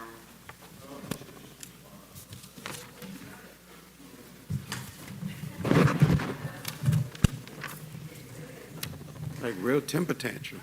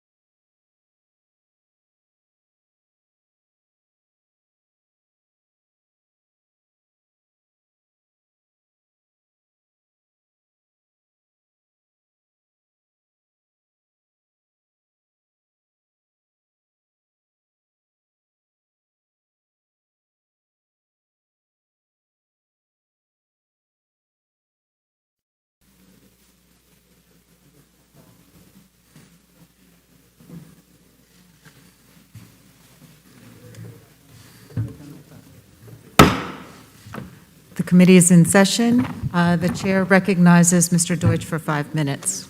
Thank you, Madam Chair. Attorney General Barr, you just told us that nothing was ever elevated to me. You had said in an interview recently that there's a process in place, an escalation system. It's the AG's responsibility to resolve it. How was this elevated to you, the case of Roger Stone? On Monday, February 10th, the U.S. Attorney was with me, and he raised the issue with me. So it was elevated by Timothy Shea? Yes. And had it been elevated during the 2 months between the time the conviction came in under the former U.S. Attorney and the time that Timothy Shea started? I think Shea may have had conversations with people in the... Did you ever have conversations with a former U.S. Attorney about this case? About the sentencing? Stone. I don't recall any discussion about Stone. With So Timothy Shea, you said in the interview that he was new, he had just started. He was new, but he worked for you for a long time, didn't he? Yes. And what was his job for you? Well, when I was Attorney General 30 years ago, he worked... No, now, just now. He was on my staff. He advised you on criminal justice policy and law enforcement, right? Correct. And you named him acting U.S. Attorney. Had you discussed the Stone case with him before you named him acting U.S. Attorney? No. Did you discuss sentencing with him? Not before. The first time was when he came in. It wasn't Monday, actually. Just to refresh your recollection, in a prior interview, you said he came in the week before. He came in to see some senior staff. That's what No, that's what I said. He may have had discussions with people in the deputy's office. I was not involved in those discussions. Basically, I didn't, as far as I can recall, I had no substantive involvement in Stone until that Monday when he came in the morning. Well, I'm sorry, Mr. Attorney General, the week before when he came in to see the senior staff that he had worked with the week before when he was working on No, I said I think he had raised it with people in the deputy's office. That's senior staff too. Right, I understand. But I was not involved. He started on July 31st. The first week he was there, he came to raise this issue. I think he started February 1st. Right. The first week he was there, he came into your office to raise the issue of sentencing. In the interview you did with ABC, you said I don't think he came. That's what you told ABC News. You said that he's talked to senior staff, not you perhaps, but he talked to senior staff. I don't know what, I think I speak English. I said that before he came in to see me, I believe he had some conversations. Conversations with senior staff, right. That's right, before he came to see you. We're saying the same thing. But the first it was raised with me. Was on Monday. Did you talk to the senior staff after they spoke with him?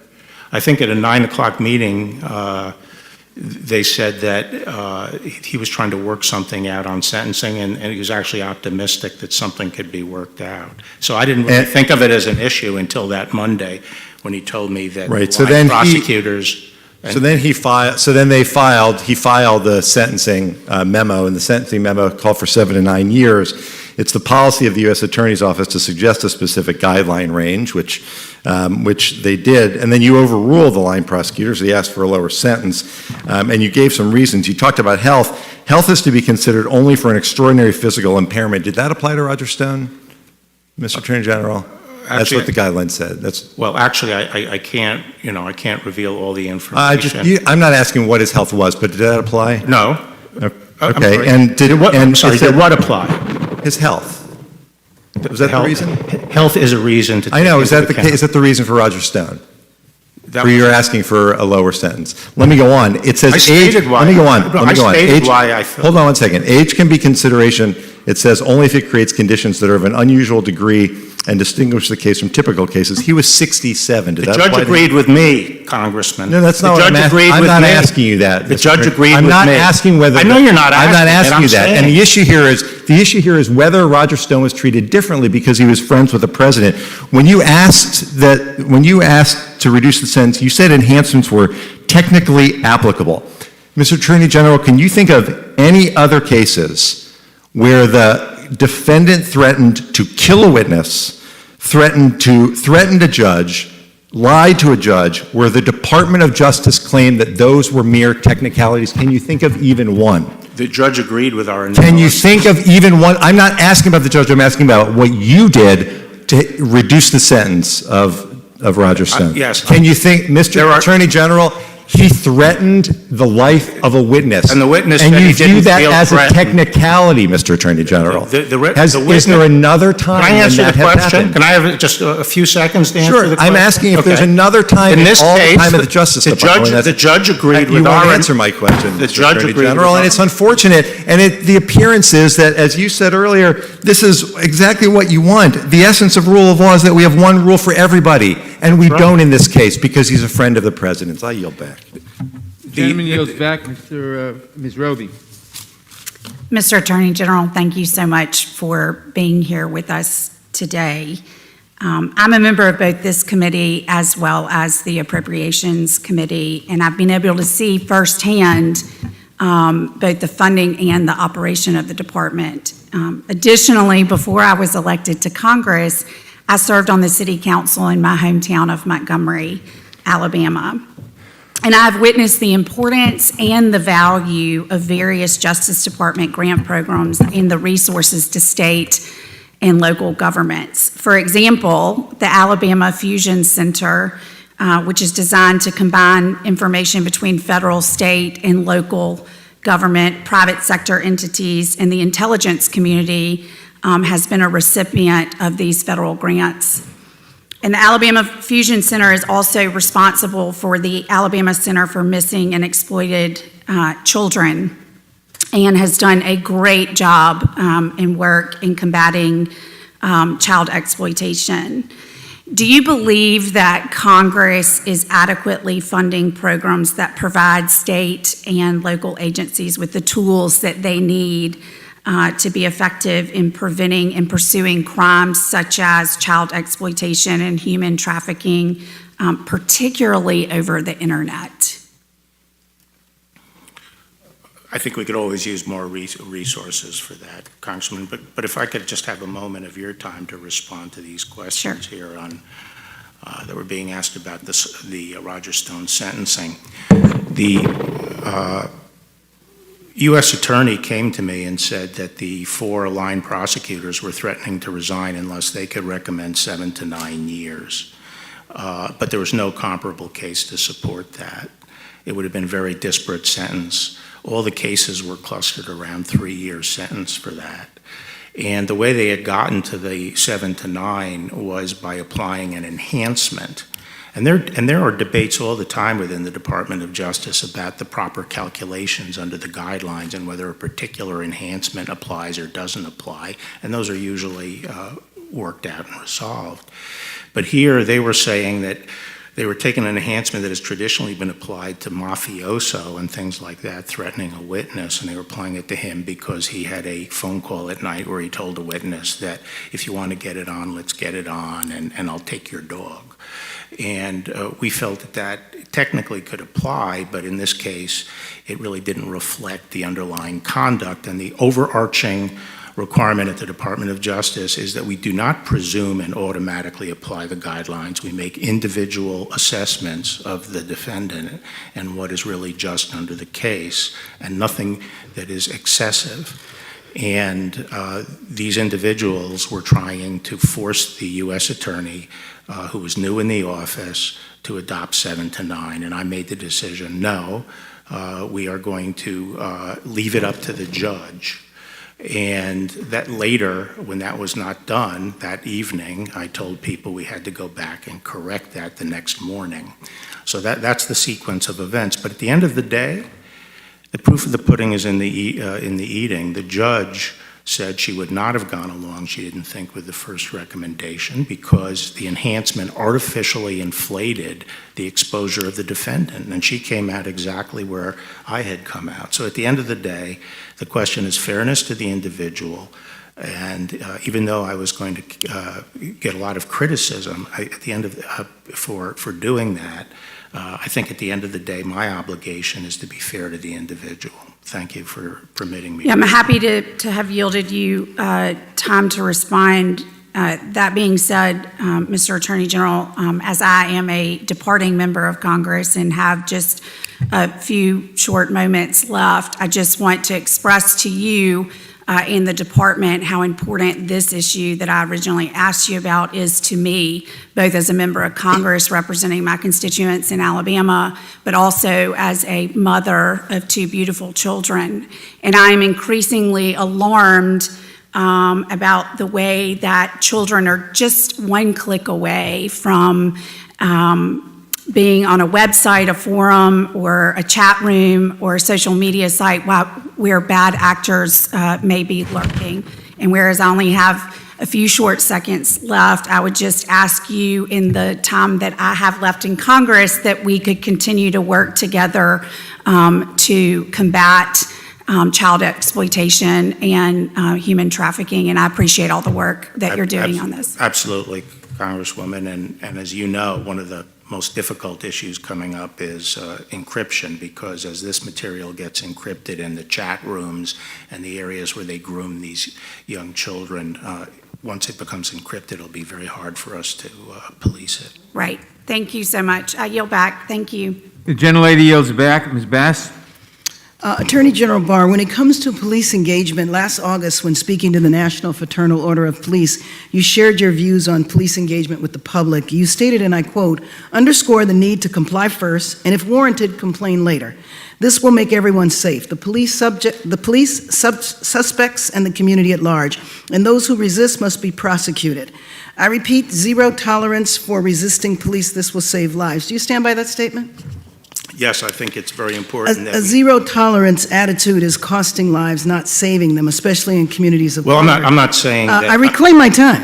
A movement and protests have arisen in response to police brutality. Here are a few examples of who bears the cost of zero tolerance. Elijah McClain was walking home from a convenience store when he was approached by police. He had not committed a crime. Police held him in a chokehold for 15 minutes, then injected him with ketamine, not under a doctor's supervision, but at the direction of non-medically trained and unlicensed police officers. Are you familiar with that case? No. Do you know how frequently ketamine is used by law enforcement to subdue civilians, especially people of color? No. Did you know if police departments have been documented as directing paramedics and EMTs to inject ketamine during arrests? No. Well then, I guess you haven't evaluated the use of force tactics since becoming AG, and especially this particular tactic of subduing suspects with ketamine. Not with respect to ketamine, no. Will you commit to directing the department to evaluate the protocols around the use of ketamine, chokeholds, and other methods used by federal law enforcement officials when making arrests or detaining subjects? Well, absolutely. Under the President's executive order, we are reviewing Thank you. And especially use of force and working Good. with police departments. Especially the ketamine. That's I'll look pretty into ketamine. outrageous. George Floyd was killed by a police officer via a chokehold. For 8 minutes and 46 seconds, a police officer knelt on his neck as he begged for his life. He was suspected of using a counterfeit $20 bill. That's how zero tolerance can amount to a death sentence for black men when used in communities of color. With George Floyd screaming, as we all know, he couldn't breathe. Now consider James Holmes, who murdered 12 people and injured 70 others in a movie theater in Aurora, Colorado, the same town as Elijah McClain, where he was arrested. James wore body armor, had a knife, semi-automatic weapons, and an AR-15. Yet he was calmly arrested by the same police department as Elijah McClain without a chokehold or an injection of ketamine. Dylan Roof used a gun to murder 9 people and injured another at Emmanuel African Methodist Episcopal Church in South Carolina. When he was arrested, no chokeholds, no injections, he was treated so well that officers brought Dylan Roof Burger King after arresting him. Are you familiar with that case? Yes. I raised those 2 examples to follow up on what my colleague from Texas highlighted earlier, that the department is not doing enough to address issues of racism, bias, and brutality in law enforcement.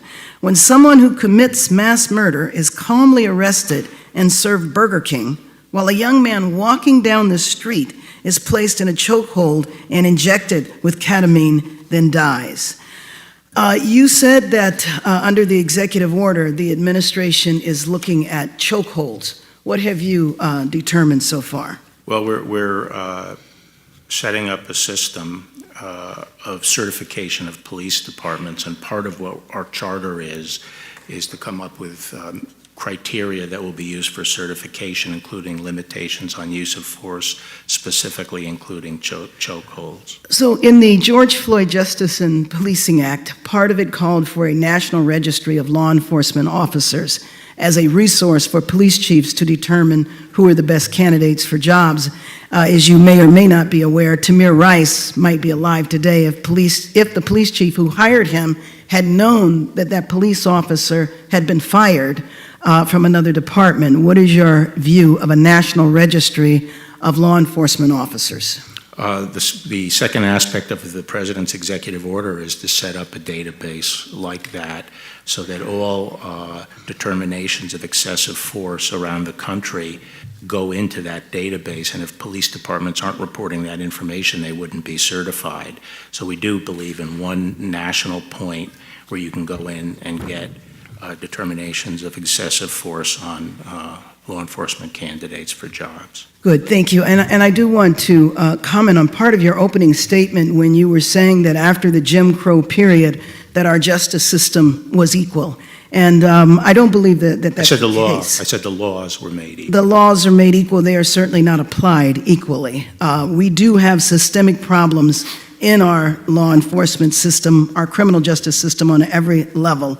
The fact of the matter is 2.3 million people in the United States are incarcerated. We incarcerate 24% of the world's prisoners. 34% are black, while African Americans are just 13% of the U.S. population. So justice is still not equal, nor are our laws. And I think when we look at how many people are incarcerated or how many people are killed, it is not the numbers, it is the percentage to the percentage of that group in the U.S. population. I yield back my time. The gentlelady yields back. Mr. Gates. Thank you, Mr. Chairman. Mr. Attorney General, you've described the prosecution of Roger Stone as righteous. That's clearly something that the President and I disagree with you on. I would suggest that perhaps the prosecution of Andrew McCabe, who lied 4 times, thrice under the penalty of perjury, would be more righteous. I would suggest to you that uncovering the criminal conspiracy that existed where people in our own government were trying to convince intelligence agents and operatives around the world to destabilize our elections and to discredit our president would perhaps be more righteous. But as we sit here today, I don't think that Mr. Stone or Mr. McCabe or any of those other folks are killing anyone or burning down our buildings. And so I'd like to focus our effort on the most acute need I believe our country has. You've recently said that you believe Antifa to be a terrorist organization. What's your basis for that belief?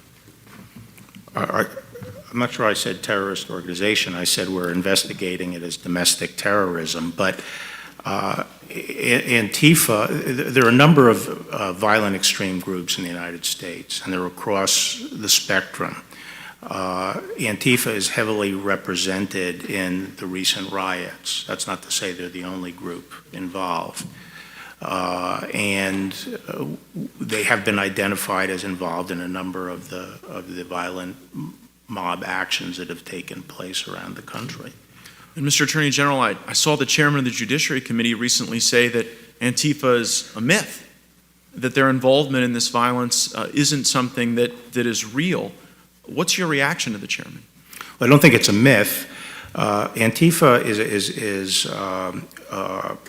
can be best thought of, I think, as a umbrella term for what is essentially a movement comprised of loosely organized groups around the country. In some areas of the country, there are a number of groups, and there are sort of centers of activity.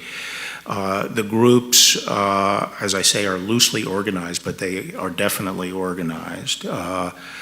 But since they have an anarchic temperament, they don't get along very well with each other. So I'm not suggesting it's a national organization that moves nationally.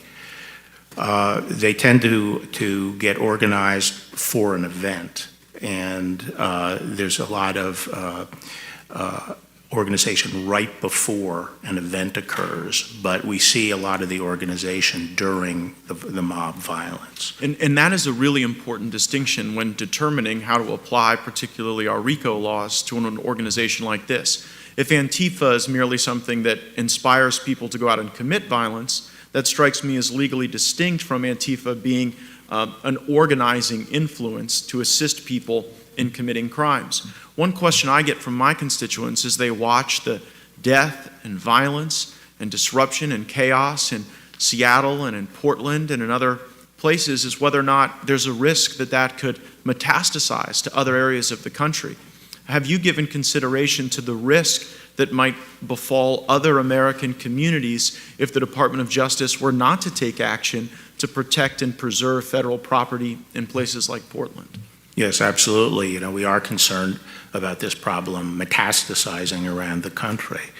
And so we feel that we have to, in a place like Portland, where even where we don't have the support of the local government, we have to take a stand and defend this federal property. We can't get to a level where we're going to accept these kinds of violent attacks on federal courts. And if you did what my Democrat colleagues were asking, if you merely abandoned that federal property, allowed it to be overrun, allowed the people inside to be harmed, is it your view then that Antifa and other violent people engaged in these acts would simply stop, would simply accept that as their sole victory? Or is it your expert opinion, having dealt with a number of law enforcement and criminal cases in your legal career, that they wouldn't stop, that they would go to the next town, to the next community, and potentially inspire more violence? There's no doubt in my mind that it would spread. And what comfort can you give Americans in my district and around the country that you will stop this, that you will stop the burning and destruction of federal property, and that you will give confidence to regular Americans that they can go out in the streets without the risk of this terrorism? Well, as you can see in Portland, we have a relatively small number of federal officers who have been withstanding this for almost 2 months. It's a great strain, but we cannot just stand aside and allow the federal court to be destroyed. Thank you for your service and for your great work. I yield back. Gentleman yields back. Mr. Richmond. Thank you, Mr. Chairman. Attorney General Barr, you started your testimony with eloquent words about the life and legacy of John Lewis, fighting systematic racism, voter intimidation, civil rights. The one thing that you have in common with your two predecessors, both Attorney General Sessions and Attorney General Whitaker, is that when you all came here and brought your top staff, you brought no black people. That, sir, is systematic racism. That is exactly what John Lewis spent his life fighting. And so I would just suggest that actions speak louder than words, and you really should keep the name of the Honorable John Lewis out of the Department of Justice's mouth. Let me also say, you mentioned bogus Russiagate. In your opinion, as the Attorney General of the United States of America, did Russia interfere or attempt to interfere in the 2016 election? Yes. In your position as the Attorney General of the United States, is Russia attempting to interfere in the 2020 presidential election? I think we have to assume that they are. Thank you, sir. Now, let's talk about the integrity of the election, which is also something Congressman Lewis fought for. Jared Kushner implied that the president could move the election day. Can a sitting U.S. president move an election day? Actually, I haven't looked into that question under the Constitution. Well, 2 U.S. Code Section 7 says federal election day is the Tuesday after the first Monday in November. So if you take that as a correct statute, is there any executive action by a president? I've never been asked the question before. I've never looked into it. As Attorney General of the United States, do you believe that this 2020 presidential election will be rigged? I have no reason to think it will be. President Trump tweeted that the election will be rigged, but he also tweeted that when he was losing to Hillary Clinton, and he tweeted that a day after it was Fox showed that he was losing to Trump. But I don't want to be too political. Do you believe, as the Attorney General of the United States, that mail-in voting will lead to massive voter fraud? I think there's a high risk that it will. Do you ever vote by mail-in ballot? Apparently I did once at least. But you believe that other people voting by mail could lead to massive fraud? No, what I've talked about, made very clear, is that I'm not talking about accommodations to people who have to be out of the state or have some particular need not to, inability to go and vote. What I'm talking about is the wholesale conversion of election to mail-in voting. You do understand that African Americans disproportionately do not survive COVID-19 coronavirus. You are aware of that? I didn't hear the question. You are aware that African Americans, black people, disproportionately die from COVID-19 coronavirus, correct? Yes, I think that's right. And not that it would be the first time that African Americans would risk their lives to vote in this country to preserve its democracy. But the suggestion is that them having the ability to vote by mail would somehow lead to massive voter fraud, but I won't stick to that. No, I didn't say that. I just state, I think, what is a reality, which is that if you have wholesale mail-in voting, it substantially increases the risk of fraud. But it doesn't make it likely. That's all I said. Now, I also saw on TV that the president said he's not sure that he'll accept the election results. Can a president just protest because he lost an election? Protest in what sense? Well, can he contest an election just because he simply loses? Well, Gore versus, Bush v. Gore was. Well, I think that was over a slim voter margin. I'm talking about if it is very clear that the president has lost an election, does he have a remedy to contest the election? Not that I'm aware of. Let me go back to what Representative Bass mentioned. You mentioned the number that there were 8 African Americans killed by the police and 11 white people killed by the police. So far this year. If you use those numbers, that's 85% of that population is white, 15% of that population is black. But if you actually look at the deaths, according to the numbers you just gave, 42% of the deaths are African American and 58% are white. That is a glaring disparity in terms of population, and I just give you those numbers. Well, not necessarily. Because you I have to adjust it by the race of the criminal perpetrator. No, I just did that for you. I'm using your numbers, and according to your numbers, African Americans are 4 or 5 times more likely than their percentage of the population to be killed by police than their white counterparts. I just wanted to give you that based on your numbers. Actually, the studies I've seen have suggested 2 things. One, that in fact, police are less likely to shoot at a black suspect, a little bit more likely to shoot at white. However, that police are more inclined to use non-lethal force in a contact with an African American suspect. So those are in terms of the statistics, that's what it looks like to me. Any data that you have that shows that African Americans are less likely to die at the hands of police or be shot or shot at, to me is a incorrect analysis. But I am interested in seeing it. So if you have it, please see it. I won't call it any names. But if that data exists, I would be more than happy to see it. And since you're sending me that data, can you send me the data of African Americans within the Department of Justice? How many you have in leadership ranks all the way down? Thank you, and I yield back. The gentleman yields back. I would remind Mr. Jordan, Mr. Biggs, and Mr. Johnson to stop violating the rules of the committee, to stop violating the safety of the members of the committee, to stop holding themselves out as not caring by refusing to wear their masks. Can we get the picture? Is it permissible to drink a sip It of is coffee? not permissible. Not to drink. We can't drink I'm getting ready to coffee ask in the questions room? now. I'm getting ready to ask questions. Mr. And I will. Unbelievable. Mr. Gates is recognized. No, he's No, already went. he went, and that's why I took off my mask, Mr. Chairman. It's my turn. I'm going to go. Okay. Mr. Jordan is recognized. Mr. Attorney General, let's clear up a few things. Judge Berman Jackson agreed with your Stone sentencing recommendation. Is that right? That's right. Yeah, she said, I am concerned 7 to 9 years would be greater than necessary. I agree with the defense and with the government's second memorandum. So it couldn't be more clear they agreed with you. That's right. Lafayette Square. Would St. John's Church be standing today if you had not taken action?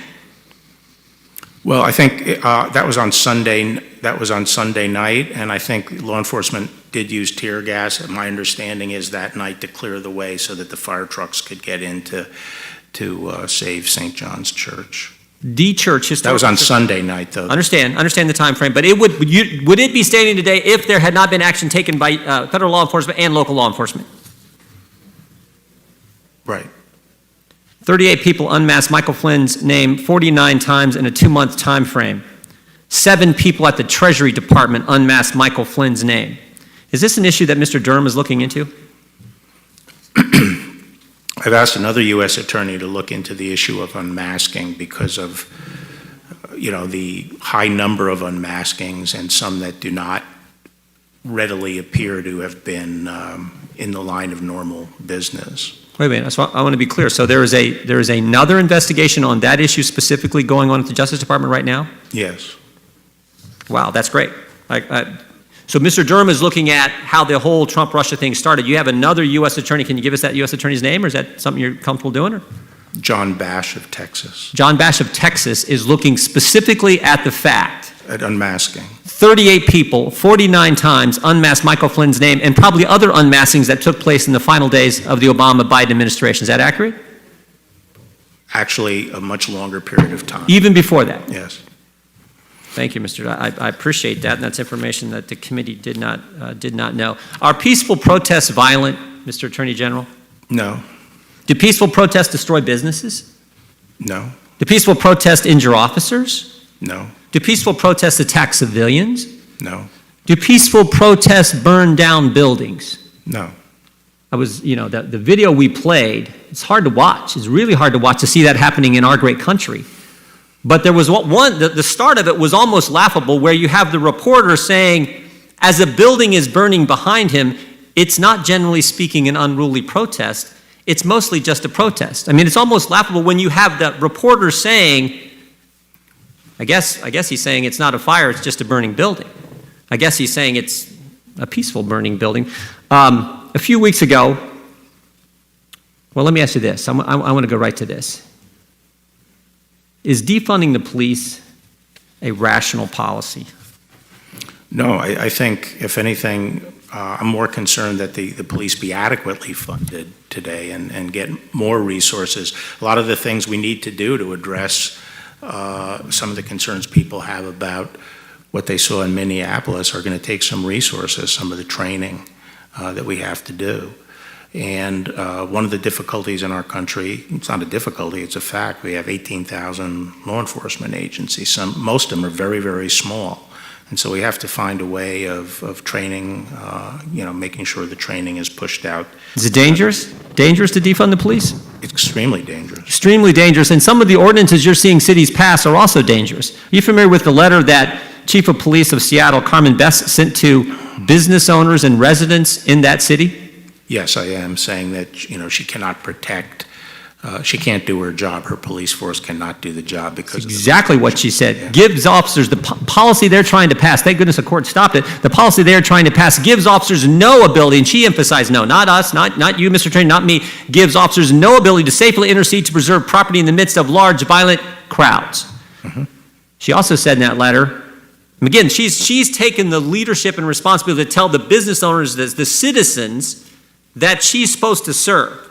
She also tells them in that letter, I've done my due diligence on informing the council numerous times. So she's saying, I tried to tell them, these people won't listen to me. And then finally she says this, and this is the scary part. This is why it's so dangerous. She says this in her letter, Seattle police will have an adjusted deployment. That's a nice way of saying, you're on your own. We can't help you. That is how scary this defund the police. And here's the kicker. These same cities sent you a letter last week. The same week Chief of Police Best does this to the residents and citizens of her city. Her mayor sends you a letter blaming you, blaming the federal government for the violence that is happening in these cities. That is how ridiculous the left's position has become. I appreciate the work you're doing, Mr. Attorney General. I'm over time. I yield back. Thank you. The gentleman yields. Mr. Jeffries. Mr. Barr, the job of the Attorney General is to defend the best interests of the people and serve as the people's lawyer. But during your time as Attorney General, you have consistently undermined democracy, undermined the Constitution, and undermined the health, safety, and well-being of the American people, all to personally benefit Donald Trump. Now, you just testified that there's no mechanism for a president to contest an election that has clearly been won by the opponent. Mr. Attorney General, what will you do if Donald Trump loses the election on November 3rd, but refuses to leave office on January 20th? If the results are clear, I would leave office. Do you believe that there is any basis or legitimacy to Donald Trump's recent claim that he can't provide an answer as to whether he would leave office? I really am not familiar with these comments or the context in which they occurred, so I'm not going to give commentary on them. Okay, thank you. He just stated that publicly about a week ago to Fox News. Mr. Barr, during a radio interview this spring with Hugh Hewitt, you praised President Trump's coronavirus response as superb, correct? Who did? You did. Okay. Over 150,000 Americans have died. More than 4 million Americans have been infected. More than 5 million Americans have lost their health care. Over 100,000 small businesses have permanently closed. More than 50 million Americans are out of work. This is not the outcome of superb leadership. What we've gotten from Donald Trump is exactly the opposite. Well, Let's explore. Well, I disagree with that. That was not a question, that was a statement. Let's explore. In February, President Trump falsely claimed that the number of coronavirus cases would go from 15 to 0 in a few days. Was that superb, yes or no? I'd have to see the context in which it was said. Here's the context. Well, the number of cases didn't go down to 0. It's over 4 million. Let's go to March. In that month, President Trump said, "I take no responsibility at all for the failure in testing." Was that superb, yes or no? It was accurate. The problem with the testing system was a function of President Obama's mishandling of the CDC and his efforts to centralize everything in the CDC when they didn't have the Thank you, Mr. Barr. test. That is inaccurate. That's a myth. It wasn't until this That's administration. A lie. It wasn't You're until claiming my time. In April, President Trump irresponsibly suggested that the American people inject themselves with bleach. Was that superb? Yes or no? That's not what I heard. That's exactly what he said. That's what the American people heard, and you know it, and you can't defend it. Let's move on to May. In that month, on National Nurses Day, President Trump falsely called PPE shortages fake news, while nurses and other healthcare professionals resorted to wearing trash bags and ski goggles to protect themselves. Fake news. Was that superb? Yes or no? I think the administration did a good job of mustering PPE, and the national supply of PPE was run down during the Obama administration and never replaced. Thank you, Mr. Barr. The answer is no, it was not superb. By June, President Trump irresponsibly continued to refuse to wear a mask despite the public health guidance from his own experts. Was that superb? Yes or no? Which guidance? The earlier guidance that the masks wouldn't work? You know exactly the guidance that we're talking about. The CDC and Dr. Fauci in April recommended that the American people wear a mask, but Donald Trump has become the poster boy for the anti-mask movement. Donald Trump has probably tested more than any other human being on the face of the Yeah, earth. Mr. Barr, the answer is the refusal to wear a mask is not superb. Last question. In July, President Trump falsely claimed that 99% of COVID-19 cases are, quote, totally harmless. Was that superb? Yes or no? I think essentially what he was saying is that the fatality rate relatively is very low, very low. The answer is 150,000 Americans are dead. It has been a failure of epic proportions. In fact, Donald Trump's response to the coronavirus pandemic has been the worst failure of any president in American history, and the American people have paid the price. I yield back. Gentleman yields back. Who seeks recognition? Well, I guess I do. I think it's my turn to speak and ask questions. Is that correct, Mr. Chairman? Then I seek recognition, sir. Gentleman is recognized. Oh, bless your heart. Thank you. Attorney General Barr, Chairman Nadler opened up his statement by saying, "You can no longer hide behind a legal fiction." That caused me some consternation. I had no idea what he was talking about. Do you have any idea what he's talking about? I don't recall that phrase in what context. Well, who knows what context? I mean, he was just kind of rattling on there, but he was attacking you and your performance and virtually everything he could, and said you can no longer hide behind a legal fiction. And I didn't see any connection with anything else he had been saying, so I wondered if you had seen anything, and apparently you didn't see anything either. The next person to ask questions was the gentlelady from California who consistently referred to civilian federal agents as federal troops, and intimating, if you will, that Portland was peaceable until federal civilian agents arrived on the scene. Essentially, it's kind of analogous to blaming a fire department for showing up to put out a fire and then being blamed for starting the fire. Attorney General Barr, let's just have it on the record. Was there violence and attempts to burn down, vandalize the building, and attack civilian employees of the federal government prior to any other federal agents or the reinforcements being sent in of federal agents? Yeah, my recollection is our main effort to reinforce was around the 4th of July period, and it had been going on for quite a while before that. Let's talk about Lafayette Square for a second. Leading up to June 1st, you had violent mobs disobeying the 11 p.m. curfew. They set fire to parked cars, demolished coffee shops and banks, burned American flags, and even intentionally set fire to St. John's Episcopal Church near Lafayette Square. Secret Service and Park Police appropriate use of safe restorative force actually cleared that up. In total, however, 51 U.S. Park Police officers were injured during the weekend leading up to the perimeter expansion. Do you want to expand on the actions regarding Lafayette Park? Right, so for the 29th, 30th, and 31st, there was unprecedented rioting right around the White House, very violent.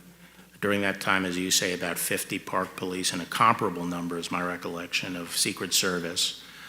So we had about around 90 officers injured. I'm talking about things like concussions, one was operated on, and so forth. We had the president, it was so bad that, as it's been reported, the Secret Service recommended the president go down to the shelter. We had a breach of the Treasury Department. The historical building on Lafayette Park was burned down, the lodge. St. John's was set on fire. Bricks were thrown at the police repeatedly. They took crowbars and pried up the pavers on Lafayette Park and threw those at the police. Balloons of caustic liquid were thrown on the police. And it was clear when I arrived at the White House on Monday, there was total consensus that we couldn't allow that to happen so close to the White House, that kind of rioting.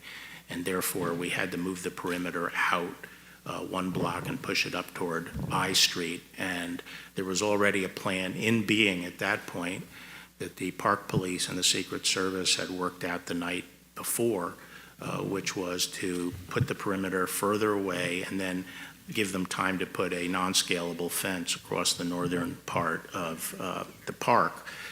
During Monday, the factors that led to the timing of it were that movement was going to be made as soon as there were enough units in place to actually perform it, and units were very slow in getting into place throughout the day, much to my frustration because I wanted it moved before there was a big buildup of demonstrators. And also the fencing had to be delivered. And when those things were accomplished, the tactical commander in charge of the Park Police proceeded with the movement of pushing the the perimeter.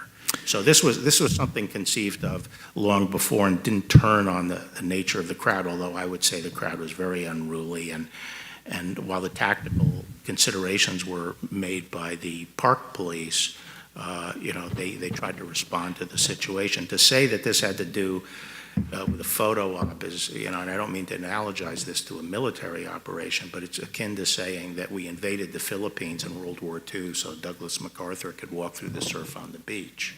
One follows the other, but we did not invade the Philippines so that Douglas MacArthur could walk to the beach. Thank you. Yield. Gentleman yields back, Mr. Swalwell. Mr. Barr, have you ever intervened other than to help the president's friend get a reduced prison sentence for any other case where a prosecutor had filed a sentencing recommendation with the court? A sentencing recommendation? Yeah, have you ever intervened other than that case with the president's friend? Not that I recall, if you're talking... Does that seem like something you'd recall, where you would... Well, I'm saying I can't really remember my first, if you let me finish the question. I can't a big remember. deal, 30 right? years ago, I was Attorney General. As Attorney General now? No, I didn't, but that's because issues come up to the Attorney General within a dispute, and I have never heard of a dispute. I've never heard of a dispute in the department where line prosecutors threatened to quit. Well, it's a pretty big deal, and they withdrew because of a Mr. Barr, discussion over sentencing. Americans akin from to both this. parties are concerned that in Donald Trump's America, there's two systems of justice. One for Mr. Trump and his cronies, and another for the rest of us. But that can only happen if you enable it. At your confirmation hearing, you were asked, do you believe a president could lawfully issue a pardon in exchange for the recipient's promise to not incriminate him? You said, no. Not to what? That would be a crime. You were asked, could a president issue a pardon in exchange for the recipient's promise to not incriminate him? And you responded, no, that would be a crime. Is that right? Yes, I said that. You said a crime. You didn't say it'd be wrong. You didn't say it'd be unlawful. You said it would be a crime. And when you said that a president swapping a pardon to silence a witness would be a crime, you were promising the American people that if you saw that, you would do something about it. Is that right? That's right. Now, Mr. Barr, are you investigating Donald Trump for commuting the prison sentence of his longtime friend and political advisor, Roger Stone? No. Why not? Why should I? Well, let's talk about that. Mr. Stone was convicted by a jury on 7 counts of lying in the Russia investigation. He bragged that he lied to save Trump's butt. But why would he lie? Your prosecutors, Mr. Barr, told a jury that Stone lied because the truth looked bad for Donald Trump. And what truth is that? Well, Donald Trump denied in written answers to the Russia investigators that he talked to Roger Stone during the time Roger Stone was in contact with agents of a Russian influence operation. There's evidence that Trump and Stone indeed did talk during that time. You would agree that it's a federal crime to lie under oath. Is that right? Yes. It's a crime for you, it's a crime for me, and it's certainly a crime for the President of the United States. Is that right? Yes. So if Donald Trump lied to the Mueller investigators, which you agree would be a crime, then Roger Stone was in a position to expose Donald Trump's lies. Are you familiar with the December 3rd, 2018 tweet where Donald Trump said Roger Stone had shown guts by not testifying against him? No, I'm not familiar with that. You don't read the president's tweets? No. Well, there's a lot of evidence in the president's tweets, Mr. Attorney General. I think you should start reading them because he said Mr. Stone showed guts, but on July 10 of this year, Roger Stone declared to a reporter, I had 29 or 30 conversations with Trump during the campaign period. Trump knows I was under enormous pressure to turn on him. It would have eased my situation considerably, but I didn't. The prosecutors wanted me to play Judas. I refused. Are you familiar with that Stone statement? Actually, I'm not. So how can you sit here and tell us, why should I investigate the President of the United States if you're not even aware of the facts concerning the President using the pardon or commutation power to swap the silence of a witness? Because we require, a reliable predicate before we open a criminal investigation. And I just gave to you, sir. I don't consider it. I consider it a very Rube Goldberg theory that you have. Well, it sounds like you're hearing this evidence And for by the the first way, time if today. I And what applied concerns me, this Mr. Attorney standard, there'd General, be a lot more people under investigation. Mr. Attorney General, the very same day that Roger Stone said that, Donald Trump, That's one of the no surprise, the true commuted two his standards of justice were really So- during the tail end of the Obama administration. Mr. Attorney General, let's turn to the Michael Cohen case. Are you aware, sir, that Michael Cohen, after being released from prison, was asked to not engage with the media, including to write a book? Were you aware that that was going to be asked of him? Was I aware? Yes. No. Do you know if anyone else in your department was aware? Maybe I should tell you what happened. Why don't you tell us what happened? Okay. He was furloughed from the Bureau of Prisons. No. Why don't you tell us why he was asked? I will to tell sign you, an agreement not because something that people don't seem to understand is that his home confinement was not being supervised by the Bureau of Prisons. Now, the It was being supervised by the probation office, which is part of the U.S. court system. And it was the U.S. court system that had the requirements about and not yes, writing. that U.S. court system called your actions retaliatory. Do you agree with that?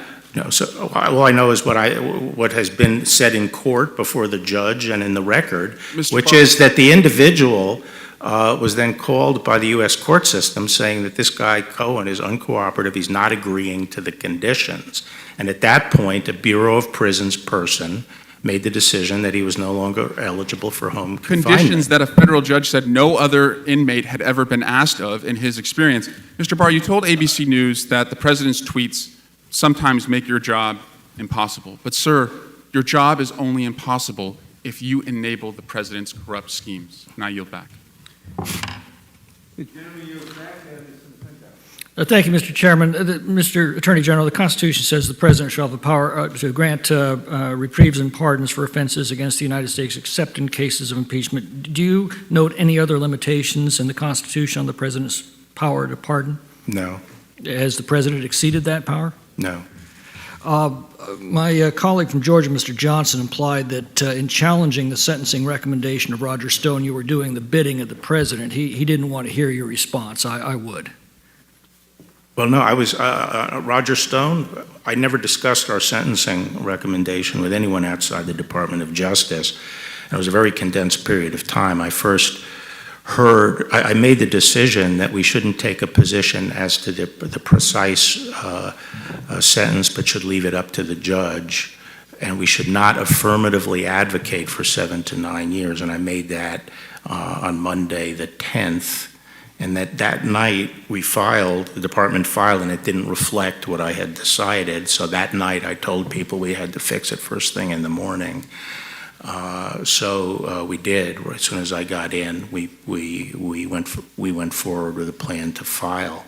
At that point, I learned about the president's tweet because I don't monitor the president's tweets, and I hesitated because I knew that I would be attacked for doing it, and people would make argue that I did it because of the tweet.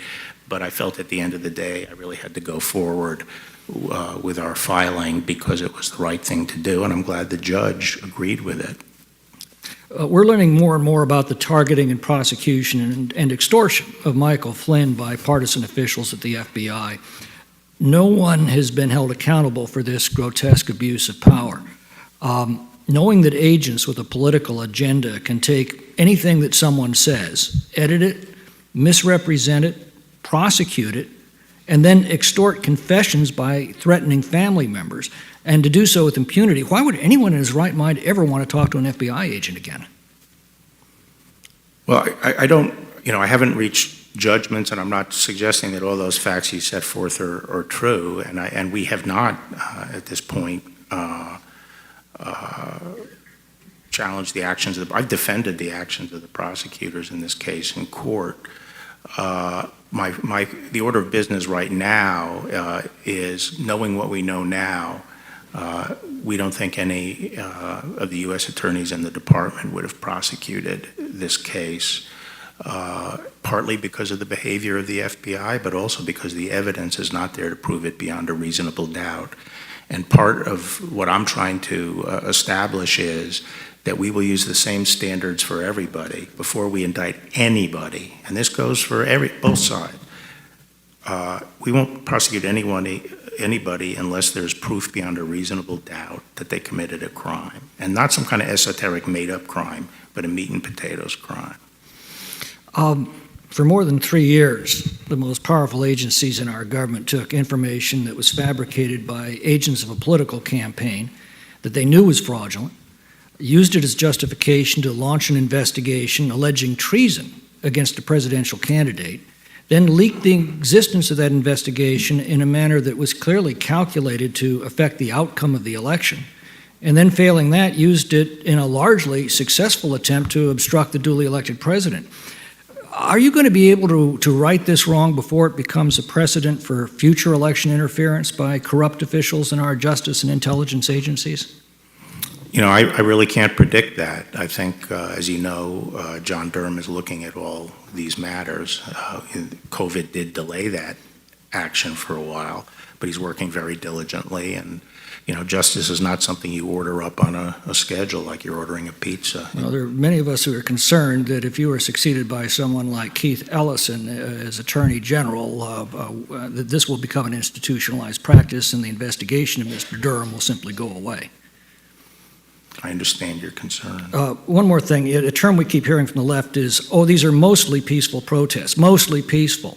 It seems to me that you either are or you're not. Calling what's happening in our cities mostly peaceful protests is a lot like calling Scott Peterson a mostly faithful husband or Al Capone a mostly law-abiding businessman. There is a constitutional right to peaceably assemble. Where does that right stop?